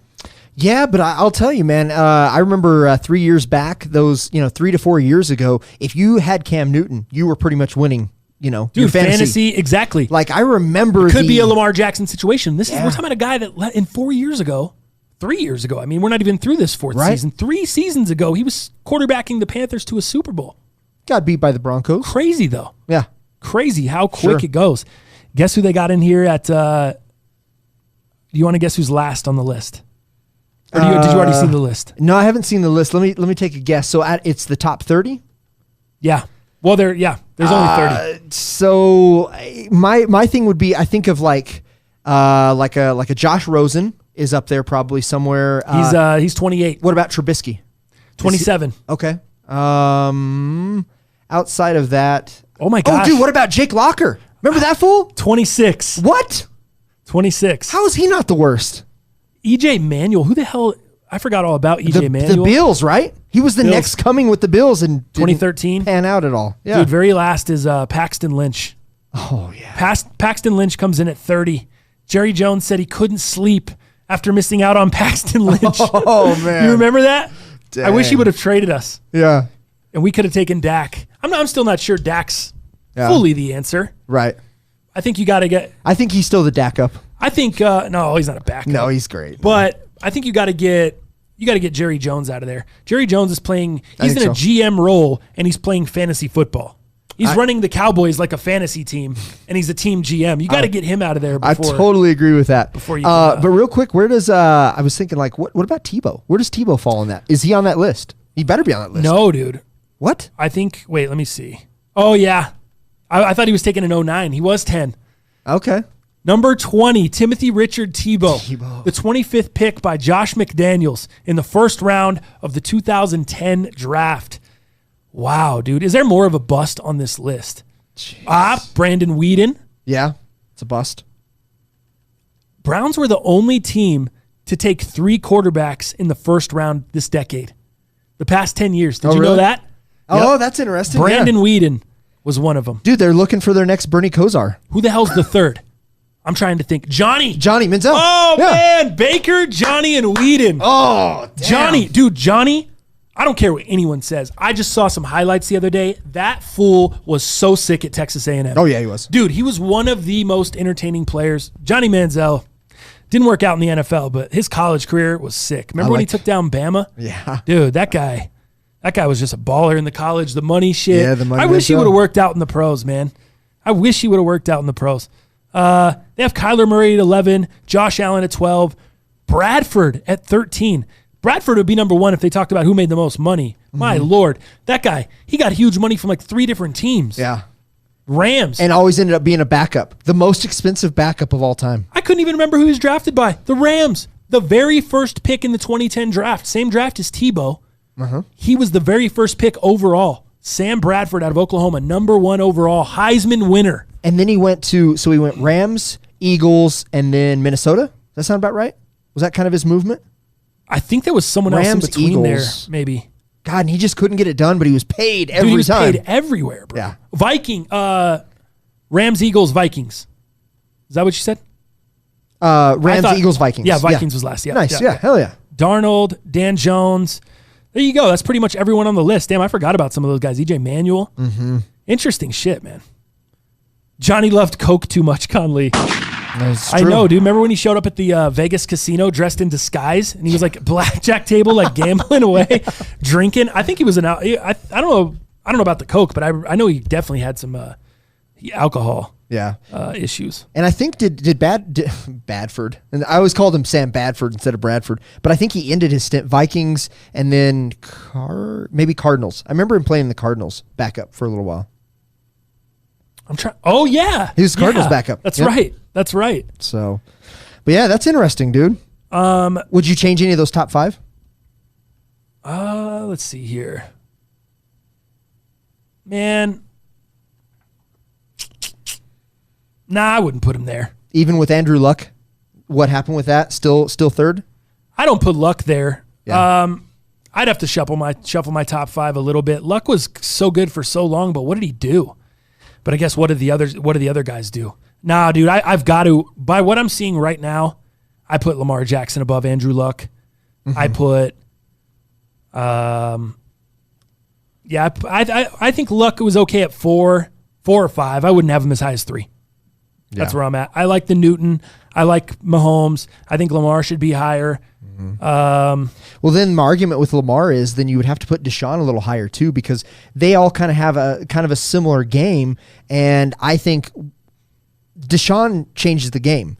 He's changed the game. He's going to change the game this week. We'll talk about in heaters. Yeah, I think that's what you do. You bump those two up and you put Andrew Luck at 5. Andrew Luck still makes top 5. Right. Absolutely. I think he's at 5. Yeah, that's what I'm saying. I agree. I think that's I think it's what we do. Troll McGidden says, "Where's Geno Smith? He deserves a 7th chance." Nice one. Hey, at least he's not Mark Sanchez, the butt fumble. That's good shit. God bless. That is hilarious. He said the show just popped up in his feed, so he's checking it out for the first time. Oh, dope. Thanks, Troll McGidden. Appreciate you, man. Nice. We talk sports, we talk sneakers, a little bit of pop culture, kind of just more of a morning show format, bro. Just a bunch of different shit. We will get into sneakers. I know a lot of people are asking about the animal print 3s. We'll get into it. We'll get into it in sneakers. Let's hit these NFL heaters first. Dal, are you ready to go with your heaters? I think so, man. Because last week I had the beaters. I'm an 0-5, worst week of the season for me. So let's try to get a bounce back. Here it is. Yeah, heaters. I think Jalal brought in the lotion for you. Nice one. It's Vaseline. Guy. Oh, damn it. This is my heater. Nice burn. Dare you to eat Want to be burned. Want to be burned? I remember my first burn. Too hot, lady. Here comes the hot Heaters this week brought to you by SeatGeek. Remember to use the code underrated on the SeatGeek app or at SeatGeek.com for your very first purchase on SeatGeek, and you can save $20. If you're going to a Disney on Ice, you're going to a concert, you're going to a football game, you're going to a basketball game, maybe you're checking out some holiday action in the NBA, use the code underrated, save yourself $20 at SeatGeek.com or on the SeatGeek app. Let's jump into heaters. Week 16, 2 weeks away from the NFL season, championship week in fantasy. I made it in 2 leagues. Dow made it in 2 leagues. Let's see if we can take these down this week. Give me your first heater, Dow. First heater, man. I love the Texans at the Tampa Bay Bucks. I've got Texans right now at -3. So they are the favorites, obviously. You got Deshaun Watson going to come in and just manhandle this game. Tampa Bay dude, Evans is out. Godwin is out. I had to pick up Rashad Perriman, dude, off of waivers this week, and you think he's not going to go very hard, but I think he has to. Like, who else do the Bucks have? Right. Is O.J. Howard going to make an appearance finally? Is Cameron Brate going to be the red zone guy? You got to have Rashad Perriman. You got to start him with Evans on IR, with Godwin out. I don't think, and dude, the Bucks don't have a running game. We know that, right? I've had some of their runners. I had Barber for a little while. Every week they say it's going to be someone else, and then it's a different guy. You can't, 1 week it's Barber, 1 week it's Ronald Jones. You just can't rely on anyone. I was going to go with the Bucks this week, but the same thing. Depleted receiver core. I'm actually staying away from the game altogether. It's not that I hate Perriman. I just hate Perriman without having a star receiver next to him. I hate Perriman being the number 1 guy. That's where I hate Perriman. I just don't like him in that spot. I don't like him to hit over 30 fantasy points again this week like he did last week. Nope. That's where I'm at. It's not personal against Rashad Perriman. It's just the fact that he's done nothing since he's been in the league. All of a sudden he goes off last week, and now we're supposed to be looking at him like he's a number 1. I can't do it. Can he get double digits this week, though? I need to know. Doubles? Can he get at least 10? Yeah, that secondary's bad enough. I think he could pull 10. Jalal, can he get 10? He can get 10. All right. I'm starting him. All right. I'm starting him. He's Perriman, my flex. Rashad Perriman's a start, as well as the Bucks for Dal Palantonio plus, the Texans -3. -3. Oh, wait, so we're doing all this Bucks talk. We're big upping Rashad Perriman, but you think the Texans are going to cover Oh, dude, I think Deshaun Watson, he is overdue for a monstrous game, and I think this is the exact one to do it, not only because the Bucks pass defense is just okay. It's good. It's okay. But I just think, dude, Jameis is going to falter, and I think this is his week where he's going to throw 2 to 3 picks. Watson's going to come in second half and just manhandle the win. That's what I think. All right, I'm going to go this Eagles-Cowboys game. Very interesting to me. Stay away. Very interesting. I wish I would still have the spread at 3. Yeah. It dropped down to 2.5. But it's amazing to me how much popular opinion can change in just 1 week. Prior to past Sunday, everyone was so down on the Cowboys that they were home dogs to Jared Goff and the Rams. Now, all of a sudden, they're road favorites? After one game, they're road favorites. They're going to go into Philly as a 3-point favorite, now down to 2.5. Pass. I'm not passing. I'm taking Philly as the home dog plus the 2.5. I love the Birds this week. Oof. Everything has changed because the game was a close battle last week. If you saw the Cowboy game, you saw Jared Goff bang his hand on the helmet early in the game. Mm-hmm. The game was close until that happened. After that, after Goff hurt his hand, he couldn't throw the ball. Yeah. Then it turned into a beatdown. It was just like Mahomes when Mahomes hurt his hand. So, other than that, I think that's a little bit. I think it's a little bit of okay. The Cowboys did a good job, but the Rams weren't really the Rams. So I wouldn't put that all on the Cowboys. I'm not overreacting to this. I still think the Cowboys are a bad team. I still think you have a clueless GM who's also the owner. I'm not sure about Jason Garrett. I'm not sure Jason Garrett's the problem. I think Jerry Jones is the problem. And in that case, that is the reason I'm taking the Philadelphia Eagles plus 2.5 this week, baby. I love this one. What's your next one? Second one for me. Let's get back into the Rams conversation here. I really like the Rams at plus 6.5 against the 49ers. We look at earlier when their first meeting in Los Angeles on their home turf, they lost 20-7. I believe this one to be a lot closer, and the reason I believe that is the secondary of the 49ers is still a little depleted. We look at injuries. You got safety. I think you say his name, Jaquiski? Tart. Yeah. Yeah. Yep. So he's got still issues with the ribs. You've got defensive end D4 out with the hamstring. You've got defensive tackle Julian Taylor with an elbow. And you got right guard Mike Person with a sore neck was limited. And that goes back to saying it sounds like Sherman is going to be back. But, dude, he's still got I think it's a grade 2 hamstring injury or hamstring pull. He's going to play, it sounds like, according to Shanahan. Oh, Sherman's locked in, dude. But, dude, Sherman, with that grade 2 hammy, I'm a little concerned that he does play, and he's going to shit the bed a little bit. He'll be fine. So, watch out for their defense. The defense is depleted. Did you see the article this week on Sherman on SB Nation? Oh, dude. I'm out on Sherman's still an elite quarterback. Sherman's going to show he's the top quarterback. And you know what? We're going head-to-head on this one, Jal. You know what? Good, because Sherman is just a talker. Let's go. You and I are going head-to-head on this one. Sherman... Jalal, I wish you could pull up the Sherman sound right now from when he said, "Don't try me with a sorry receiver like Crabtree." When he was talking to the I couldn't even get it out. I was so excited, dude. Did you know? Don't you ever try me with a sorry receiver like Crabtree? Yeah. I was so tired. Sherman's the man. What was her name? The blonde that did the interview. Erin Andrews. Erin Andrews. I know she was. Oh my god! Did you know she went on the Cold as Ice with Kevin Hart? Oh no! And said that interview was the best of her life. That interview lamented her success in what she has today. She gives credit to that interview. Do you know that? There you go. Don't you ever talk about me? Who was talking about you? Crabtree, don't you open your mouth about the best. Or I'm gonna set it for you real quick. L.O.B. L.O.B. That's it. That's good. Right there. Oh wait. That was she was like, who was talking about who was talking about you? Play the whole clip again. Just play the whole clip again. I gotta hear this again. Let me ask you the final play. Take me through it. Well, I'm the best corner in the game. When you try me with a sorry receiver like Crabtree, that's the result you're gonna get. Don't you ever talk about me. Who was talking about you? Crabtree, don't you open your mouth about the best. Or I'm gonna set it for you real quick. L.O.B. All right, and Joe, back over to you. Yeah. She's like, and before, Joe? Yeah. Dude, you have to watch the Erin Andrews interview on Cold as Ice with Kevin Hart. You know the whole premise of that show, right? No. They sit in a tub full of ice and they just talk about, they just have some conversations. And it looks it's like hot ones, but cold ones. Yeah, it's like cold as balls is what it's called. Cold as ice. I like cold as ice. Damn it. Cold. I had Foreigner in my head. You're good. You're as cold as ice. That's Foreigner. Wow, nice one. Isn't it? Yeah. Deep I think reach. so. Yeah. Thank you. So yeah. So you're going against me. I'm going against you. Great. I don't think you've paid me for the Titans loss either. So That's fine. We'll get it back right here. You have 6.5. Has Dal paid for fantasy yet? No, Dal actually hasn't paid for. Do you want to know why I haven't paid? Because he's in the shit. Because I'm going. Somebody always mentions it in the. Because I'm going for third. Which means I don't have to pay shit. Which means he'd technically get 50. He'd profit 50. I'm winning. Every episode, somebody's like, has Dal paid yet? I'm not, so I'm going against you on this. I'm taking the 49ers -7 minus 6.5 because I love that we're getting them under 7. I know you mentioned a lot of injuries. Mm-hmm. They're injuries. What's the big deal?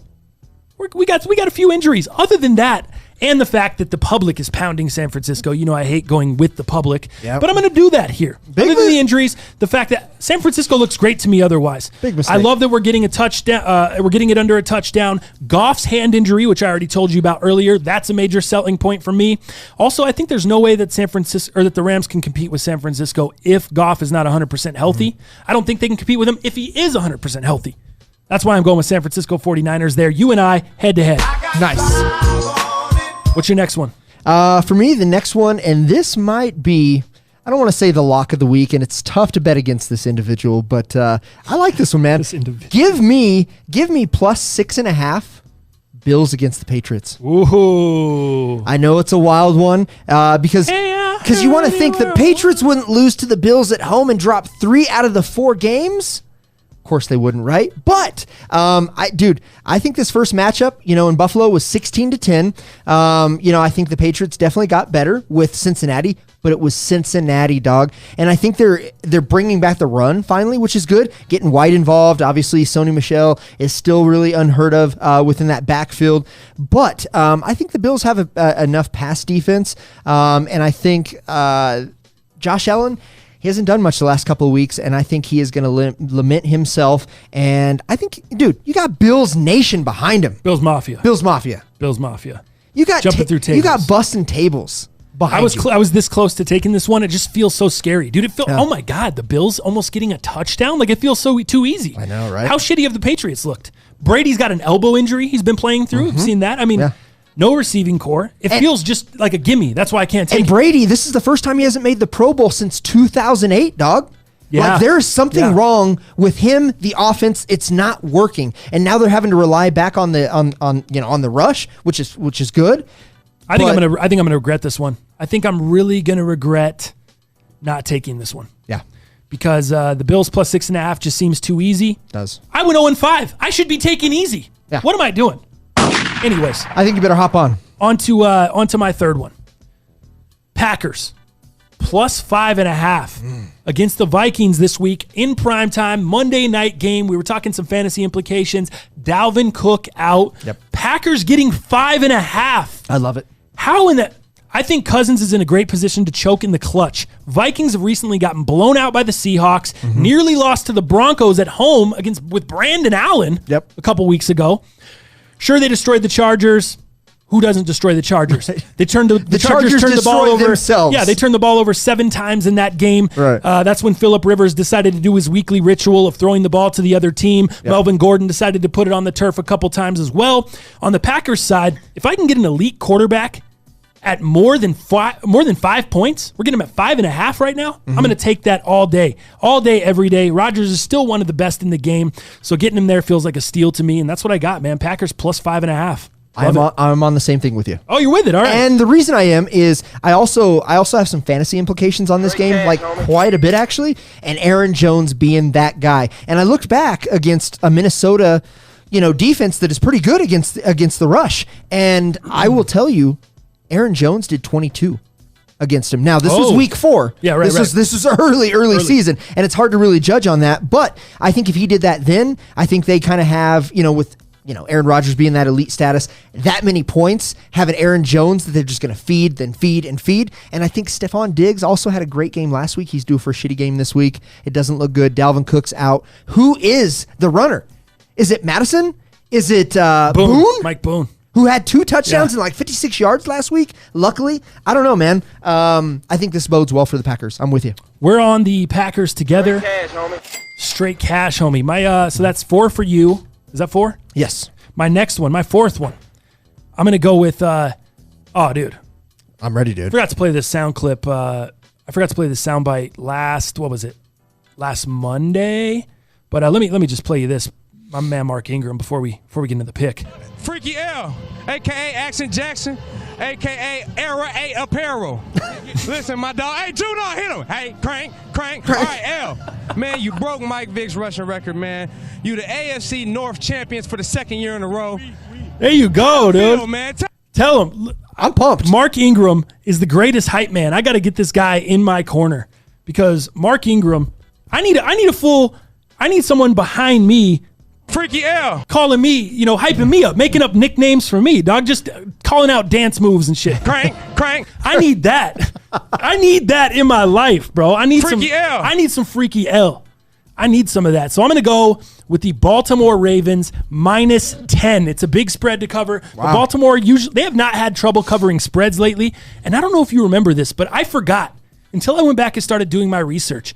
Do you remember the Week 4 beatdown? The Cleveland Browns put on the Baltimore Ravens 40-25? Mm-hmm. That sounds like a lifetime ago. I forgot all about that.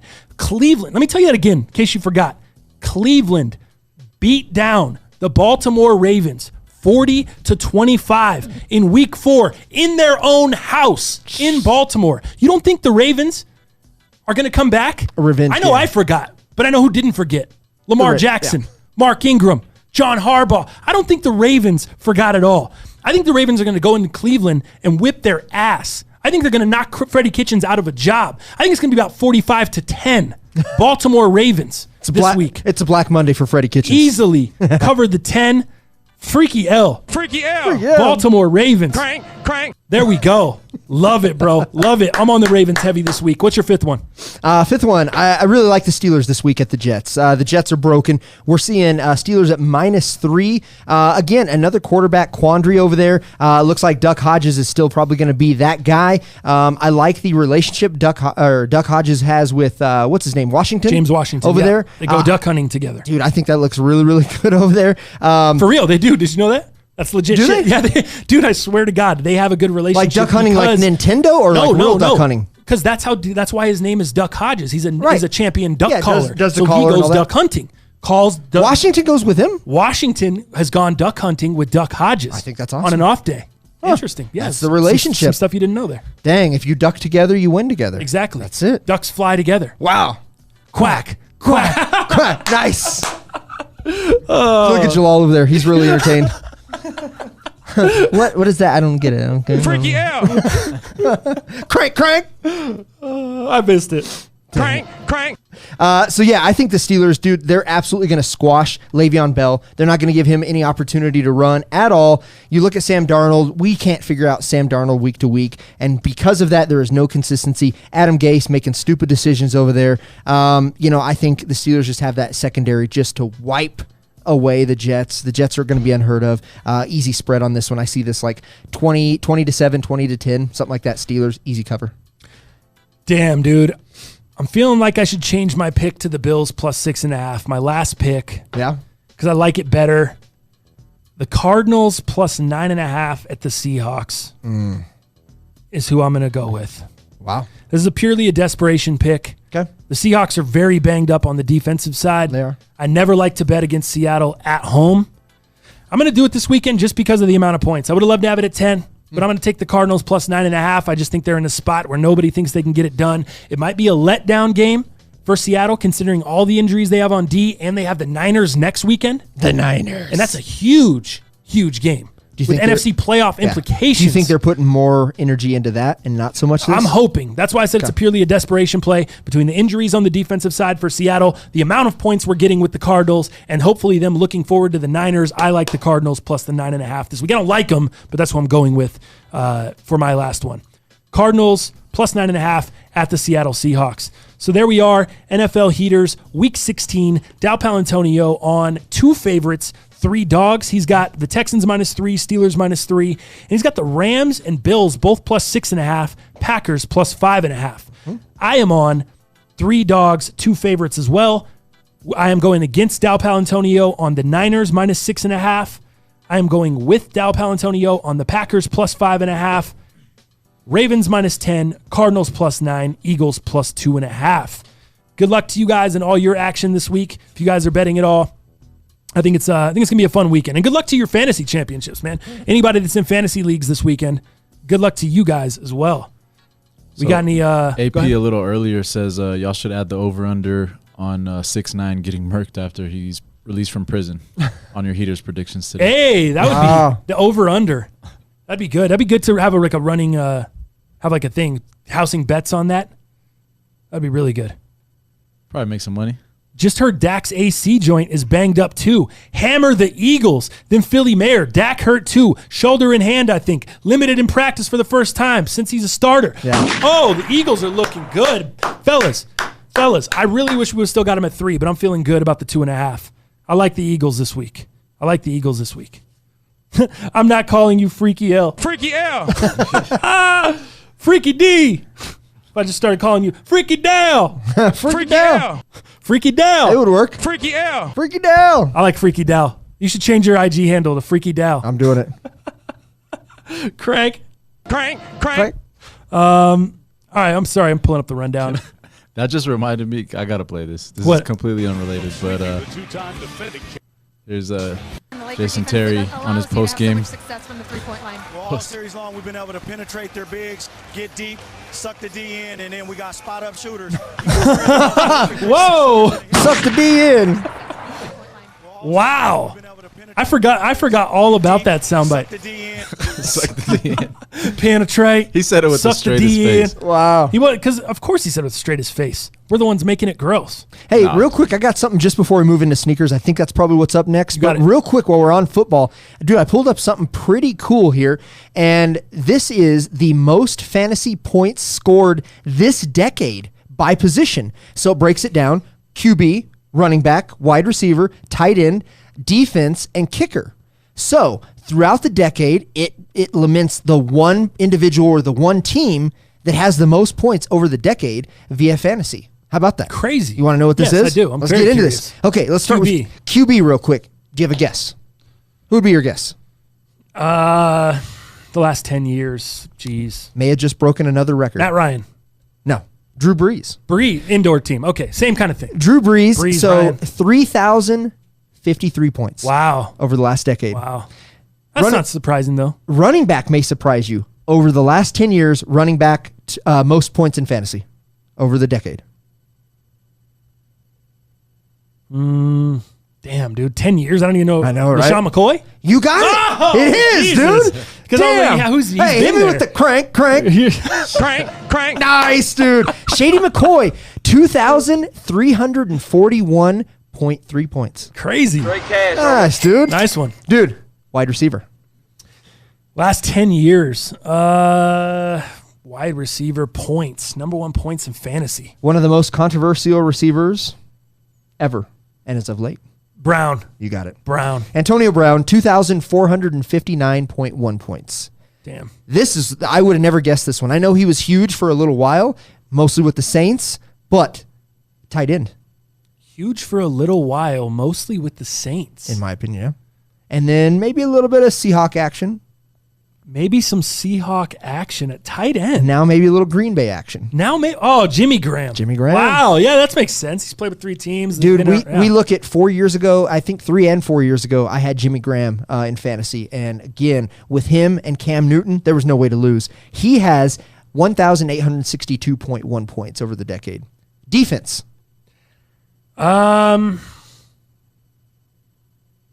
Ravens. That's a good one. They came Steelers. in second. Oh. Ravens were second. It is the Legion of Boom. Oh, Seahawks. LOB. Yeah. LOB. Seahawks with I didn't get that 1,000. Sherman soundbite. That just fires me up, bro. Yeah. 1,355 for them. Kicker. Who's been the best kicker that you've picked up until this year? Who was Vinatieri. Vinatieri. You would think. No. Because he's been in the league the Butker. longest. Harrison Butker. Gotkowski. Oh, Goskowski. Right, Goskowski. you got put on IR earlier. Gotkowski. Yep. That's right. With 1,345 points. So that is the most fantasy points scored this decade by position. You're welcome. Thank you. Thank you, Dow. I love it. That's a great That's cool, man. I thought it was a great interesting. stat. I love fantasy. It's a good pull-up. All right, let's jump into sneakers and fashion this week. Brought to you by Hefe Lux. You can use the code underrated on the Hefe Lux website. Save yourself some money. You can get yourself some Hefe Lux insoles, similar to Boost, man. Give your Jordans the feel of Boost with Hefe Lux insoles. And save yourself some money with the code underrated. It's hefelux.com. HEFELUXX.com. All right, sneakers and fashion this week. Supreme dropped this morning. Yes. Obviously, box logos. Big time. Box or as you call them, logos. BOGOs, which drive me Yeah. up the wall. Yeah. You said BOGOs this morning, and I was like, stop it. Freaking stop it. Why do these kids start calling them BOGOs? BOGO has forever and always has, or will and has always been, buy one, get one free. Yeah. Especially when you worked in the retail game. Who started calling box logos BOGOs? Come on, guys. Wasn't me. It's some damn, what do you call them? You're a bot, bro. It's the damn bots. You're a bot, bro. Yeah, the only BOGO, I think Payless should come after people that call the BOGOs.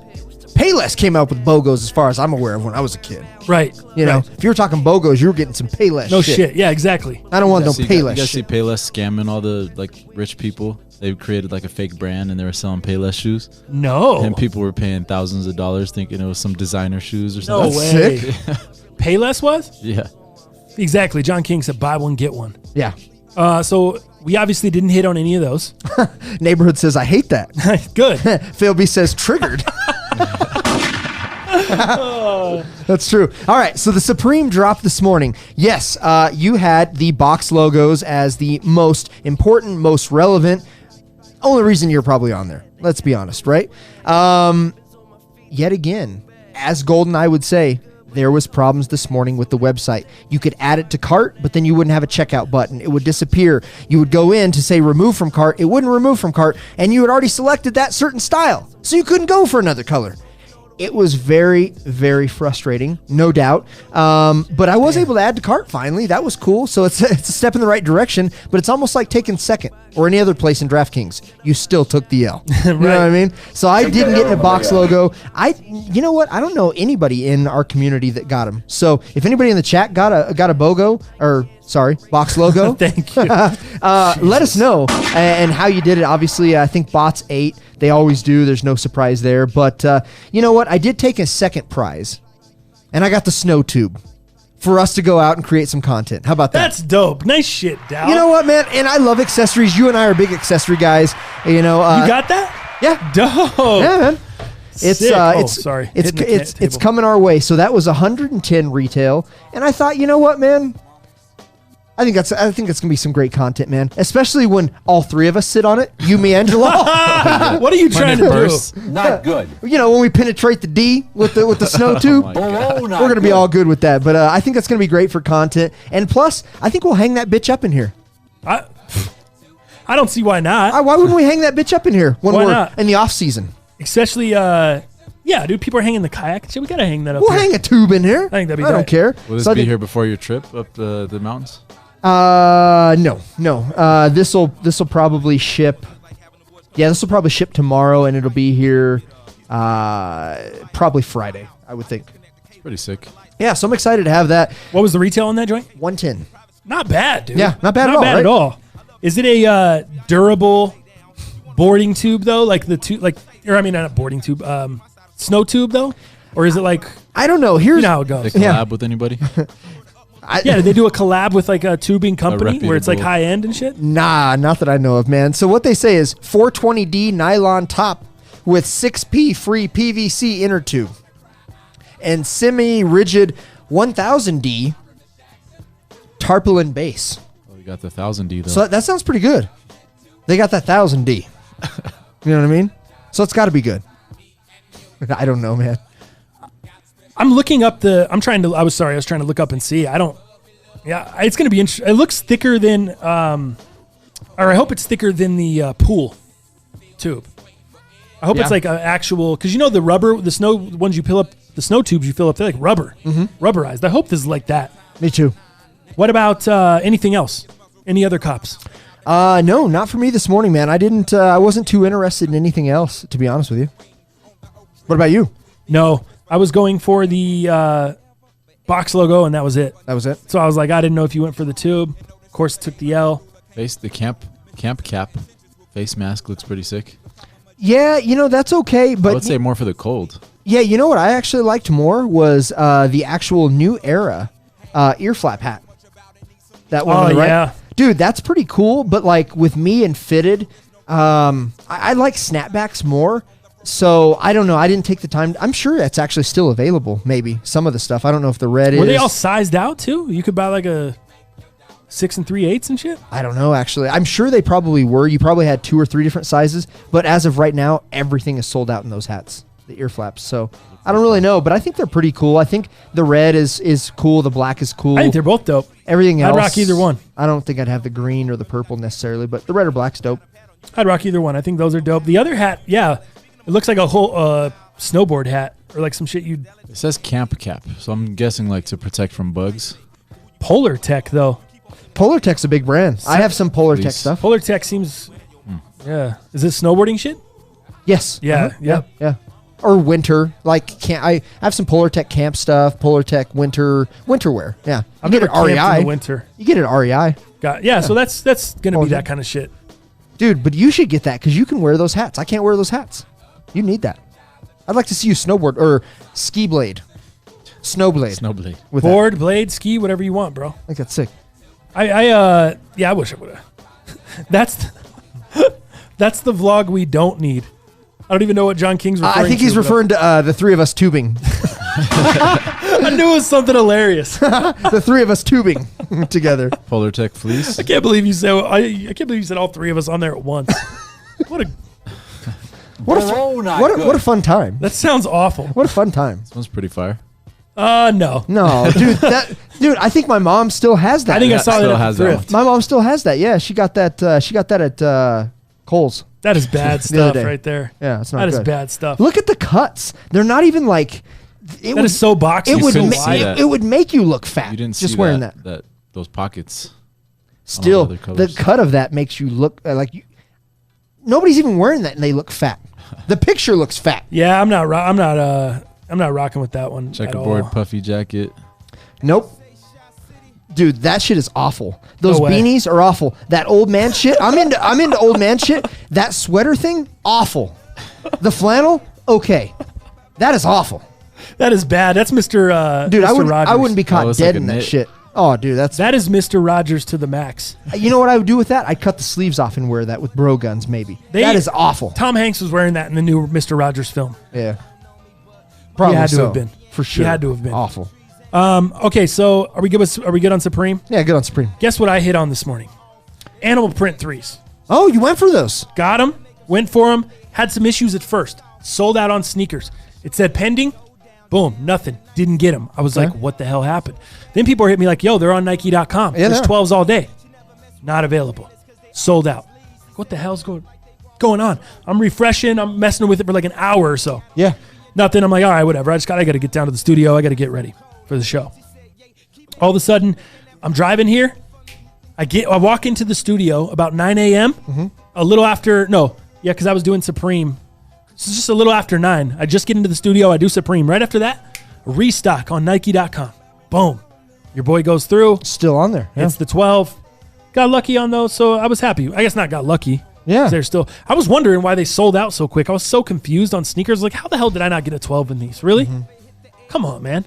I just hit the breads, but again, they couldn't hit these. Right. I'm really pumped for these. I'm pumped. I kind of waited because I went heavy on the breads and the Yeezys. So I'm gonna return some of those Yeezys that I got. Obviously, think they'll go under? Don't need them. I don't know if these are gonna go under or not. 225's high. I think they might go. Yeah, I think they might go under 225. They might. But I think it's a cool shoe, man. I really like it. The fact that it doesn't have Nike Air on it, on the bottom and on the backside, hurts it a little bit. But I think it's dope, man. I think I'm gonna have to see your pair before I buy them. But I think this is one that I really wanted to get, and I'm super interested in. But I think the fact that it doesn't have Atmos collabing with it, which is the exact look, I think has got people a little upset as well. Here's a question I have for you. If you had to choose a shoe that would go under, or better chance of going under retail. Okay. These are the winterized 4s. Winterized 4s. Under retail. Winterized 200 4s. on that. Were those 200? Yes. 200. And they're going to be they're first come first serve at most places. First come first serve where these weren't. So I think that obviously changes the appeal as well. But the winterized 4s, absolutely.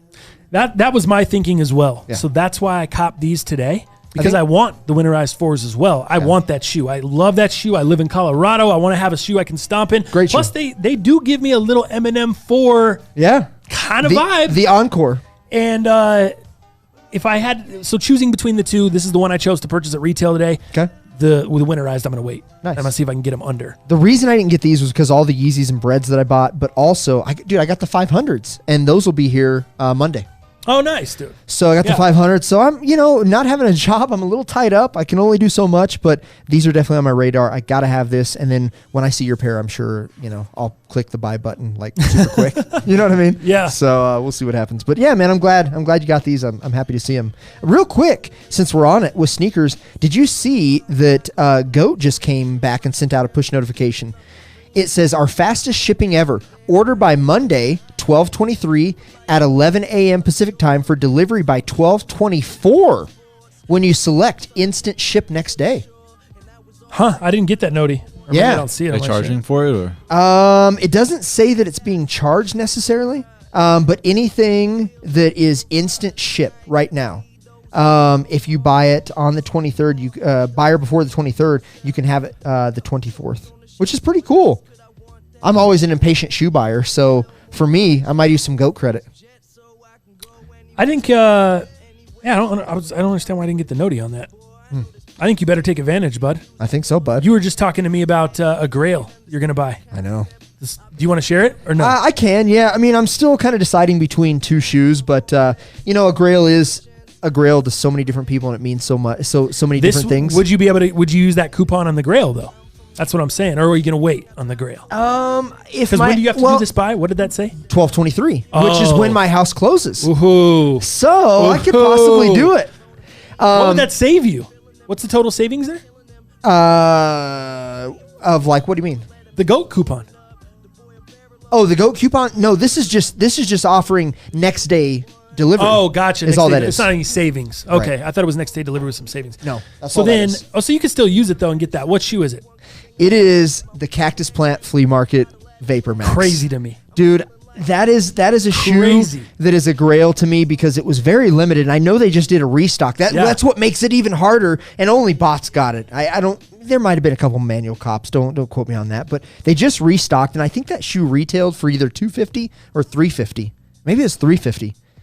And right now I'm looking at my size, which is a women's 12, somewhere around 1,000 to 1,085, and I think I'm prepared to buy a Grail. Now the other one, yikes, for a Vapor Max. The other ones were either the blue or the black Union. But I've just started to get into Jordan 1s a little bit more because I never thought I could pull them off.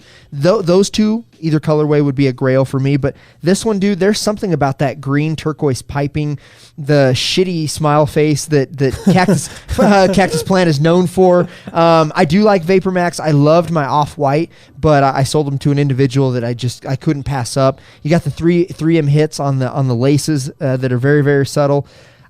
There's something about it, man. I just love that shoe. It's one that I just have to have in my collection. And you know what, dude? Recently, within the last few days, did you know Andre 3000 just did a podcast with Rick Rubin? And dude, he had the Make Ye Great Again shirt, and he had these. And it just lamented, like, I gotta have those. Like, it just knocked the point home how much I love those. And one of my favorite rappers of all time, who actually in the podcast, as sad as it is, said he is not and he has not worked on any new music. He will not be releasing any new music. And it got pretty somber, actually, the podcast, the interview with Andre 3000. He actually talked about how, he just lost all his creativity. He doesn't feel inspired with music. He does dawdle a little bit on the, he'll dabble. Sorry, dawdle. Damn, dabble. So he basically says, hey man, every once in a while I get on the piano, I turn my iPhone on, I turn the record on, and I just kind of dabble a little bit. But he says, I don't have any inspiration with music. I don't have any creativity right now. I've lost it all, and that's kind of where I'm at. How cool is it though to be in a position to just be able to walk away from something? Yeah, I think we've all gotten and be one of the greatest. Right. I kind of had that experience with music in a weird way. Mm-hmm. I grew apart from music because I grew away from, I had been putting in all these years, decade of work and all this shit into music, and I didn't feel like I was getting to where I wanted to be yet. And I was totally not inspired. I wasn't inspired by what I was creating. I wasn't inspired by what was being created around me. And I just had to finally just be like, I got to go. Like, I got to put all my chips into another thing. So that's why when people ask about music and stuff, it's kind of touchy with me. Like, I don't know, because I was in it for so long. Now I have a weird relationship with it. And like music and I are on a weird term. Throw on Yacht Rock, I love it. Yeah. throw on. I don't know, dude. I'm in a weird. I can totally understand that. I can understand what he's saying by that, dude. But how cool is it that he gets to walk away and he can just do anything else he wants? I know, because he has the financial means. Yeah. It's provided him a lifestyle that he could pick up something he never might have thought that he would like in his 20s or down the line. He can create a whole new life. Yeah. And he has the money to do it. He has the financial means and the time to be able to do it. We're creating a kind of a new life for ourselves with this show and with what we're doing, but we're not able to do it comfortably. Totally. We're doing it on a... I think that's what it's about, though, is just creating that freedom for yourself. He can go and do whatever. I mean, now he put in all those years, and it's afforded him a lifestyle to be able to take care of himself and his family. And and he did very, very well with clothing. Remember, he designed, and I think he even brought the Outcast branding into some of his clothing lines and did very, very well with that as well. You know, so yeah, I mean, he arguably one of the best, duos of all time. You know, the whole Dungeon family, how deep that is. He put Atlanta on the map. A lot of great things. Something to be said about taking a bow out, like on a good note, instead of a lot of these people just can't let go and then they end up going downhill.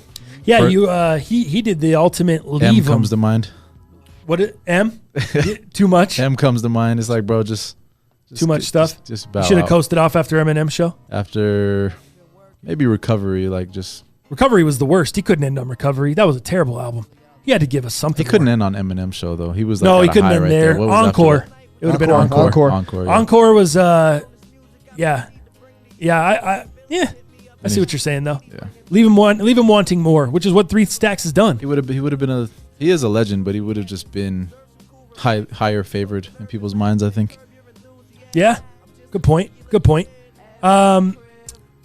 Yeezy, what is it? How do you say these? Azeals? Azeals? Is that how you say it? Azeal? I have no idea.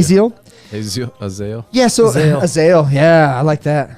Not Azalea Banks. So what I like about this shoe is we talked about it a little bit. So obviously this is the, this is a slimmer look, not as dad shoe in terms of the thick kind of big chunky dad shoes that we've kind of been accustomed to, a little slimmer, which is nice. The downfall is absence of boost, which allows it to have that $180 price point, which is super awesome.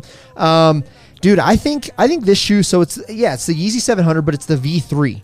So it's less chunky. I was never a big kind of 700 guy. We've talked about it before. I had the inertias, liked the colorway of it, hated the way it looked on me, hated it on feet, just hated the model. Got rid of it.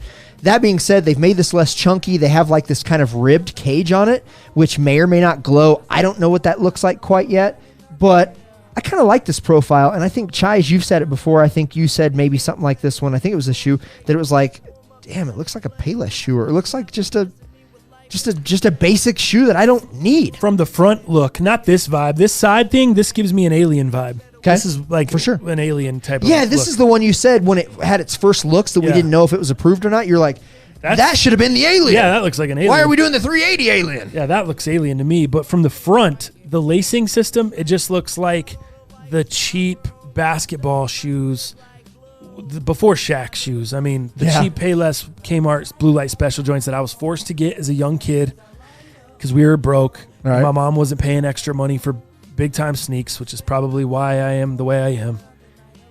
Dude, I think that looks good, dude. This looks like maybe like a T-Mac or a... it reminds me of just an old basketball shoe, and it's more of a nostalgic look versus ooh. It reminds me of an old basketball shoe that I got at Payless. And yeah, it was the T-Mac, probably the T-Mac bootlegs, like the thing that they bit T-Mac's design, the worst version. Like, that's what I was getting, bro. That's what it reminds me of, and so, no way. You had the Stephon Marburys. Those were the bootlegs. Starberries. Those were the bootleg Starberries, joints. yeah. Didn't they have the rim that spun on the side? Yeah, those were the Starberries. Those were the Data. Remember the Data? Yeah. The spinning rims on the side. Data. Yeah, Datas. They didn't even move. Oh, man. Did they spin? Yeah, they spun, dude. Oh, they spun. Dude, the rim spun they were spinning. You were walking. Those were hot them for a shits were second, still though. spinning. Yeah. Hell yeah, they were hot. I remember that, dude. Oh, geez, that's cracking me up. So, yeah, I don't know. I really like this shoe, man. And I think this will obviously have some resale. And the reason I say that is the price point's pretty low at the 180-ish price point. I think that's really, really good. It's a new silhouette. It's a version 3. I think it looks good. Guess who else you have pumping this out? 2J's Kicks got it a little early, and this guy says, I need 2 or 3 pairs. No shit. He says, I'm going to beat the hell out of this. Literally on his social, I think he said, pretty much not verbatim, but he says, I'm going to beat the hell out of this. You guys are going to see me wearing this a lot. Sorry, but I have to double, triple, maybe even quadruple up on this shoe. So there's obviously some comfort to it. There's some structural changes. There's some lightweightness, the price point. I think it's going to be a great shoe, and I think that you might be able to make a couple hundred off of this shoe resale. Oh, I'm definitely going for it because I think it'll be able to make me some money that I can cop something else or shit, even pay for these animal print joints. Hell yeah. I just got. But yeah, dude, I'm definitely going for them. It's just not something I'd want to keep. T-Mobile, I'll give you, he said give him some credit. I mean, for real. On the T-Mac joint. I got to give John King credit. Some credit, I mean, for real. The Spreewells, dude. It was that what they were? Spreewells. Oh, yeah. It was the Spreewells with the spinner. So the Spreewells, the Spreewells were the spinner, and then the Starburys, I think, had like his star that he had tattooed on his head somewhere on the shoe, maybe? Yeah. I think that's probably right. Damn. I think you're right. Good thing we have John King in the cut. He's always up on this shit. Didn't the Dadas, they had the I think the rim Dada, in there. I think It the just didn't Dada spin. was Spreewell. Yeah. I think it was Spreewell. Oh, Yeah. that's- I'm pretty sure Spree got a contract with them because, dude, Spreewell was the first spinning rims. Weren't they called Spreewells? That was like the first thing that got it real big. Like Latrell Spreewell was the guy that really got it cracking. If you're just lost right now, he was a old NBA player for the Knicks. Yeah, so the choked out his coach in college or high the school. Spreewells, yes, were done by Data, and That's what I thought. That's what I thought. Man, Good shit, John King. Way to piece it together, bro. John King, thank you. Way to piece it all together. Thomas will invent some dope lacing technique for these. That will be fire. Don't worry. I don't know, bro. Neighborhood. Nice. I don't know if I could. Blake, none of our moms would spend this money on the shoes. That's why we're all, damn, I lost it. None of our moms would spend that kind of cash on shoes. Look at us all now. Right. 3,000, such an interesting artist. Trying to make up for our childhood. No yeah, shit. exactly. 3,000, such an interesting artist. What lucky fucks we are to have grown up with Outkast. No shit, man. I remember when they released the whole double album where they were kind of separate projects. Oh, yeah. But it was The still Speaker together. Box Speaker and Love Box and Love Box. Below. Yeah, Love Below. That's what it was. Yeah, that was dope. That was really dope. I got something just we could touch on quickly, but so Reebok is doing a plant-based shoe. What? You guys want to see this? Yes, I do. Is this what you're talking about, Court Purple? No. Oh, that's something else? Yes. All right. Can you eat it? So plant-based shoe. It's made of 4 key ingredients: a eucalyptus upper, an algae sock liner, natural-based rubber outsole, and the hero of the plant-based mission, a midsole comprised of castor beans. Oh, castor beans. Castor beans. Nice. I ate some of those last night with Robin. Did you? Yeah. How do you think that'll feel? The castor bean midsole with my elk dog. Similar to Boost? Or? I think castor bean's probably the new Boost. Yeah. Okay. If I had to guess, I'm saying a castor bean midsole. Oh yeah. That's probably the new Boost. Yeah. I'm sure we'll see a ton of reviews comparing them. Yeah, you bring the Spreewell back with the castor bean midsole. Oh, You're good to go. You're in there. Oh man, you are in there. John King's in there. Anyway, Let's, I like it. Can I eat it? No, Court Purples is the Jordan 1s. So it's basically the Chicago color blocking on Court Purple colorway. And I have Do you have a some render? pictures here. Yeah, I want to see this. I'm confused. I saw this. You put this in the rundown, and I was confused on what it was here. Yeah, are you sure it's not an SB? It's exactly what you would think it would be. It's not what I would think it was going to be. That wouldn't Chicago color blocking Court Purple. Yeah. Yeah. I guess I just didn't picture it. I'm so visual, Jalal. That's why I got smacked a lot as a kid. They were just trying to tell me shit, and I was like, "You got to show me. I'm a dumbass." Is this a 2020 release? 2020 April. No way.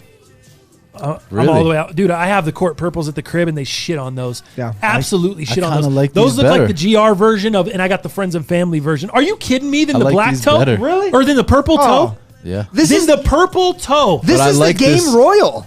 This is the Game Royal of these. But It's it's the purple. Purple Royal. It's a Purple Royal. You don't want this one. But you It's know the what? Game Purple. I hated Yeah. the Game Royals. Now I love them. Well, because you've worn them into the ground, you never have to wash them. That's why I you love that shoe, man. that shoe's the I worst. should have got an extra pair of those. These are the Game Purples, dude. These are the That's what Game these Purples. are. Oh man, yeah. These are the GR version of what I have. I couldn't. After having the ones I have, I couldn't. The I Game couldn't. Purples. I couldn't, dude. Dude, this these co- are gonna be underhyped. This colorway looks like a They mid. for good reason. These are gonna be most underrated. This is a great colorway for a mid. No, there already It just is looks one like of them. a mid. Yeah, looks like a It's mid to better me. as a high. This is bad shoe. You're not going for them either, Dom? I'm out. You and I. And you are know out. what? I need a pair for the Colorado Rockies, but I don't like it. I'm out. That's what I'm saying. If you're gonna spend the $160 here, why not just pay the extra $100 and get yourself the good pair? 100, maybe more. My size, it's like 400. Oh, is it? Straight cash, homie. Yikes. That's a little much there. All right, let's finish on this, guys. Little underrated news for you. I'm gonna pivot. I was gonna go with a different story.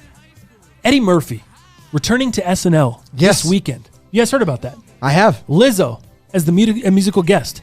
Right. Did you see Lizzo smash the table the other day, by the way? I don't know what happened. Which one? Why did she jump up on that chair and then jump up on that table in that like ballroom? In like the red outfit? Yeah, I needed Was that some really her? context. That's what I said. I was thought like, that what? was just somebody joking with the caption I'm not sure. I don't know. because of all her antics. That's what I think don't that know was what's her. what anymore. I don't know what's what. Here's what I do know. She's the musical guest on Saturday Night Live this week. And Eddie Murphy is returning to SNL for the first time in I don't know how many years. What do you think of this? Are you going to tune in? Are you going to record it? Are you going to watch it? What are your thoughts? I'm going to record it. Record it and just pick it up later. I'll pick it up later and kind of see what it is. But Eddie Murphy, man, just coming off of making and finishing Coming to America. The newest rendition of it. Okay. And he actually, in the interview with Ellen, said he is super, super happy. Now, is this a promo? Is this selling it for what it is? Super happy with coming back to SNL, No, with the movie? With the movie. Okay. How it turned out. All right. And a lot of the same actors and actresses that were in, obviously, the original are in there. And he says he couldn't be happier of how it came out. Wow. So, kind of coming from that, full circle, what he did and some of his characters that I hope he brings back somehow from his old SNL days. I don't know if that's even possible. I'm anxious because I will tell you this. What makes me even more curious than it just being Eddie Murphy, for God's sakes, he's awesome, is when Adam Sandler came back and did it. Adam Sandler, when he came back just a couple months ago, did a very, very great job. And Did he do all the skits and shit? He did a few, okay, but I a lot of didn't see more, it. a lot of more newer, and some of them were weird. There's no doubt because Saturday Night Live to me to this day and age is weird from what it was back in the day. I just how I feel, but I think Adam Sandler did a great job. So I think having another old schooler like Eddie Murphy and the clout that he has and the experience that he has and the badass that he is, I think he's going to do a great job, dude. I'm really excited. Did you know why Eddie Murphy? For one, it's been 35 years. 35 years since Eddie Murphy's gone on SNL. Do you know why he hasn't gone on SNL in 35 years? It was something to do with Lorne Michaels, wasn't it? No. Was it not? Dude, it was a joke a snarky joke about his movie career that David Spade made. Really? Yeah, dude. And this came out on Comedians in Cars Getting Coffee with David Spade. Okay. You know that show on Netflix? Yeah, Jerry Seinfeld is in the car, and on one of the realest parts of the episode, when he's with Eddie Murphy talking about David Spade. Sure. There you go. One of the realest parts of the episode, Murphy starts talking about his only regret, and that's the fact he stopped performing live comedy on a consistent basis after his successful transition into film. In the episode, he mentioned upon his time on Saturday Night Live, a program that helped him popularize his career, blah, blah, blah, blah, blah. To this day, there are nods Murphy's character, not just on SNL, but in shows about SNL as well. Aspects of Tracy Morgan's character, blah, blah, blah, blah, blah. I had the piece clipped out. Now I can't find it. I can't find it, dude. My bad. So he basically alluded to the fact. Basically, he talks about, he didn't say what happened. He didn't give the exact details. He just said, yes, the rumor's true. There's an ongoing thing, and that they hadn't really squashed it. But that was back when the show came out. So something must have changed from that point on until Eddie Murphy now going on SNL. Because you have issues with the guy, what's going to change, you know? Yeah, no doubt. Most was said, here's a 2011 Rolling Stone interview. What really irritated me at the time was that it was a career shot. It was like, hey, come on, man. It's one thing for you guys to do a joke about some movie of mine, but my whole career? And I'm one of you guys. How many people have come off this show whose careers are really effed up, and you guys are shitting on me? Eddie continued. And you know every joke has to go through all the producers, and ultimately, you know Lorne and whoever says, Okay, it's okay, and they make the final crack. I felt like it was I felt shitty about that for years, but now I don't have none of that. I wouldn't go into retrospectives, but I don't let it linger. I saw David Spade 4 years ago. Chris Rock was like, do you guys still hate each other? I was like, I don't hate David Spade. I'm cool with him. There you go. Interesting. Yeah, I see Eddie stayed away from SNL mainly because David cracked a joke comparing Eddie to a falling star back in the 90s. That's crazy. Is that... That seems pretty mild. That's exactly what I was going to say. As a guy comedian, like Eddie Murphy. Yeah, as a comedian that's been heckled, that has to deal with that. As a comedian that grew up on Richard Pryor. Yeah. I mean, he's the guy that basically paved the way for you to get in the game. You've owed it. You've often said he's your influence. He's an idol. And for you to be that sensitive over something like that, especially a joke on SNL, seems kind of crazy. Takes that Nutty Professor seriously. It seems kind of crazy. But so here's my thing about Saturday night. I think it's going to be very hard for him to live up. I think so many people are going to be expecting to tune into that show, and it's going to be incredibly hard for him to live up to what we expect, to Eddie Murphy. All the old characters.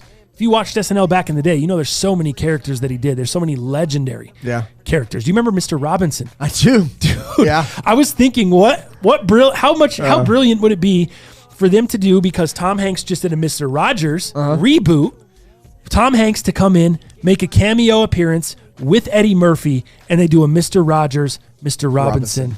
That would be fire. God, that would be That good. would be fire. That's what I'm looking forward to this Saturday on the SNL. It's hard to go wrong with nostalgia. I think even if they do a crappy show, people will still love it. Yeah. I think it'll live up to it, man. I think it'll be good. I think there's high expectations, but dude, having Eddie Murphy back in there, I think it's going to be natural. It's going to be organic. It's going to be good. Chris J. Those are the Jordans you see sitting at Foot Locker. Jalal. Those court purples. Yeah. Or those purple Royals. We'll or see. those purple game purples. Not when Jalal buys them out. Now when Jalal buys the whole buy them stock. out and I'm going to sit on them for a year. And they're just going to go? I did and that. The quality on those they look just like the Game Royals too. Look at the resale on Game Royals. Dude, he did that with the Game Royals and made some money. Is resale on the Game Royals something? Because it's not anything on the regular Royals. They're like $370 or something. You're kidding me. No. How is the regular Royals? Those were under retail. How are the regular Royals $250 then? No, they're not. No, in my size. In your size, mine are $350. Yeah, you I guys don't know have nothing about the that, small. Man. Size 9 is always like the highest size. The small feet. The small feet. You guys are killing it. Dude, the Royals, remember my mismatched toe Royals? Mm-hmm. I sat on those Royals until maybe a couple months ago, dude. And I finally just sold them and got back maybe $250. Really? Yep. You didn't get any. Are you talking about the different leather quality? I'm talking about. What happened to those, the Royal ones? Yeah. $270 right now. There's a bid in for $270, my size. Yeah, you guys might be higher. $270 is the highest bid. Someone's got them up for $320, but no one's paying that. $270 is the highest bid, so I sold them for probably around $290, and I got like $250. Dang. Yeah, look. I thought $290 was size 9.5, $380, 10, $375, 10.5, $350. Crazy. Crazy, right? Chris J said Jalal about to make a hefty $5. That's funny. Hey, you guys could laugh, man, but I sat on some kid sizes of the shadow ones. Like I sat on some stuff that I thought I was gonna lose my ass, and I made triple what I paid. Hey, the question I have for you then, if you're making all these good decisions, when are you gonna get in the bot game? Because we could really use you. I don't know nothing about the bots, but We I'm need down. some bot game. You got some kids over there that know about the bots? Do you want me to get you Golden Eyes info? Is that what he does? So you and him can talk? He's the GOAT. We need to get some bots going, dude. I don't care if it's the kid bots, it's kid robots, it's Ochiro bots, whatever we got to do. We got to get some bots Shout going. out to Ochi, man. Ochiro bot's going to buy my Ushanka hat. Oh, is he? Tomorrow, Nice. yeah. Anything else, guys? I think that's going to do it for today's show. Thank you to everyone that came through in the chat, man. Thank you for the donations. The donations were heavy this show. Yeah, Merry Christmas. Thank you, guys, man. Appreciate you. And hopefully we'll see you guys Monday. I'm not sure what's going on with the closing of the crib, but if we do not see you Monday, everybody have a great Christmas. We'll definitely drop a sneaker video, but we'll definitely be back here next Thursday, the day after Christmas, noon to 2, same shit. You guys already know, man. With all that being said, in the meantime, in between time, you get yours, I'll get mine, and we'll see you fools next week.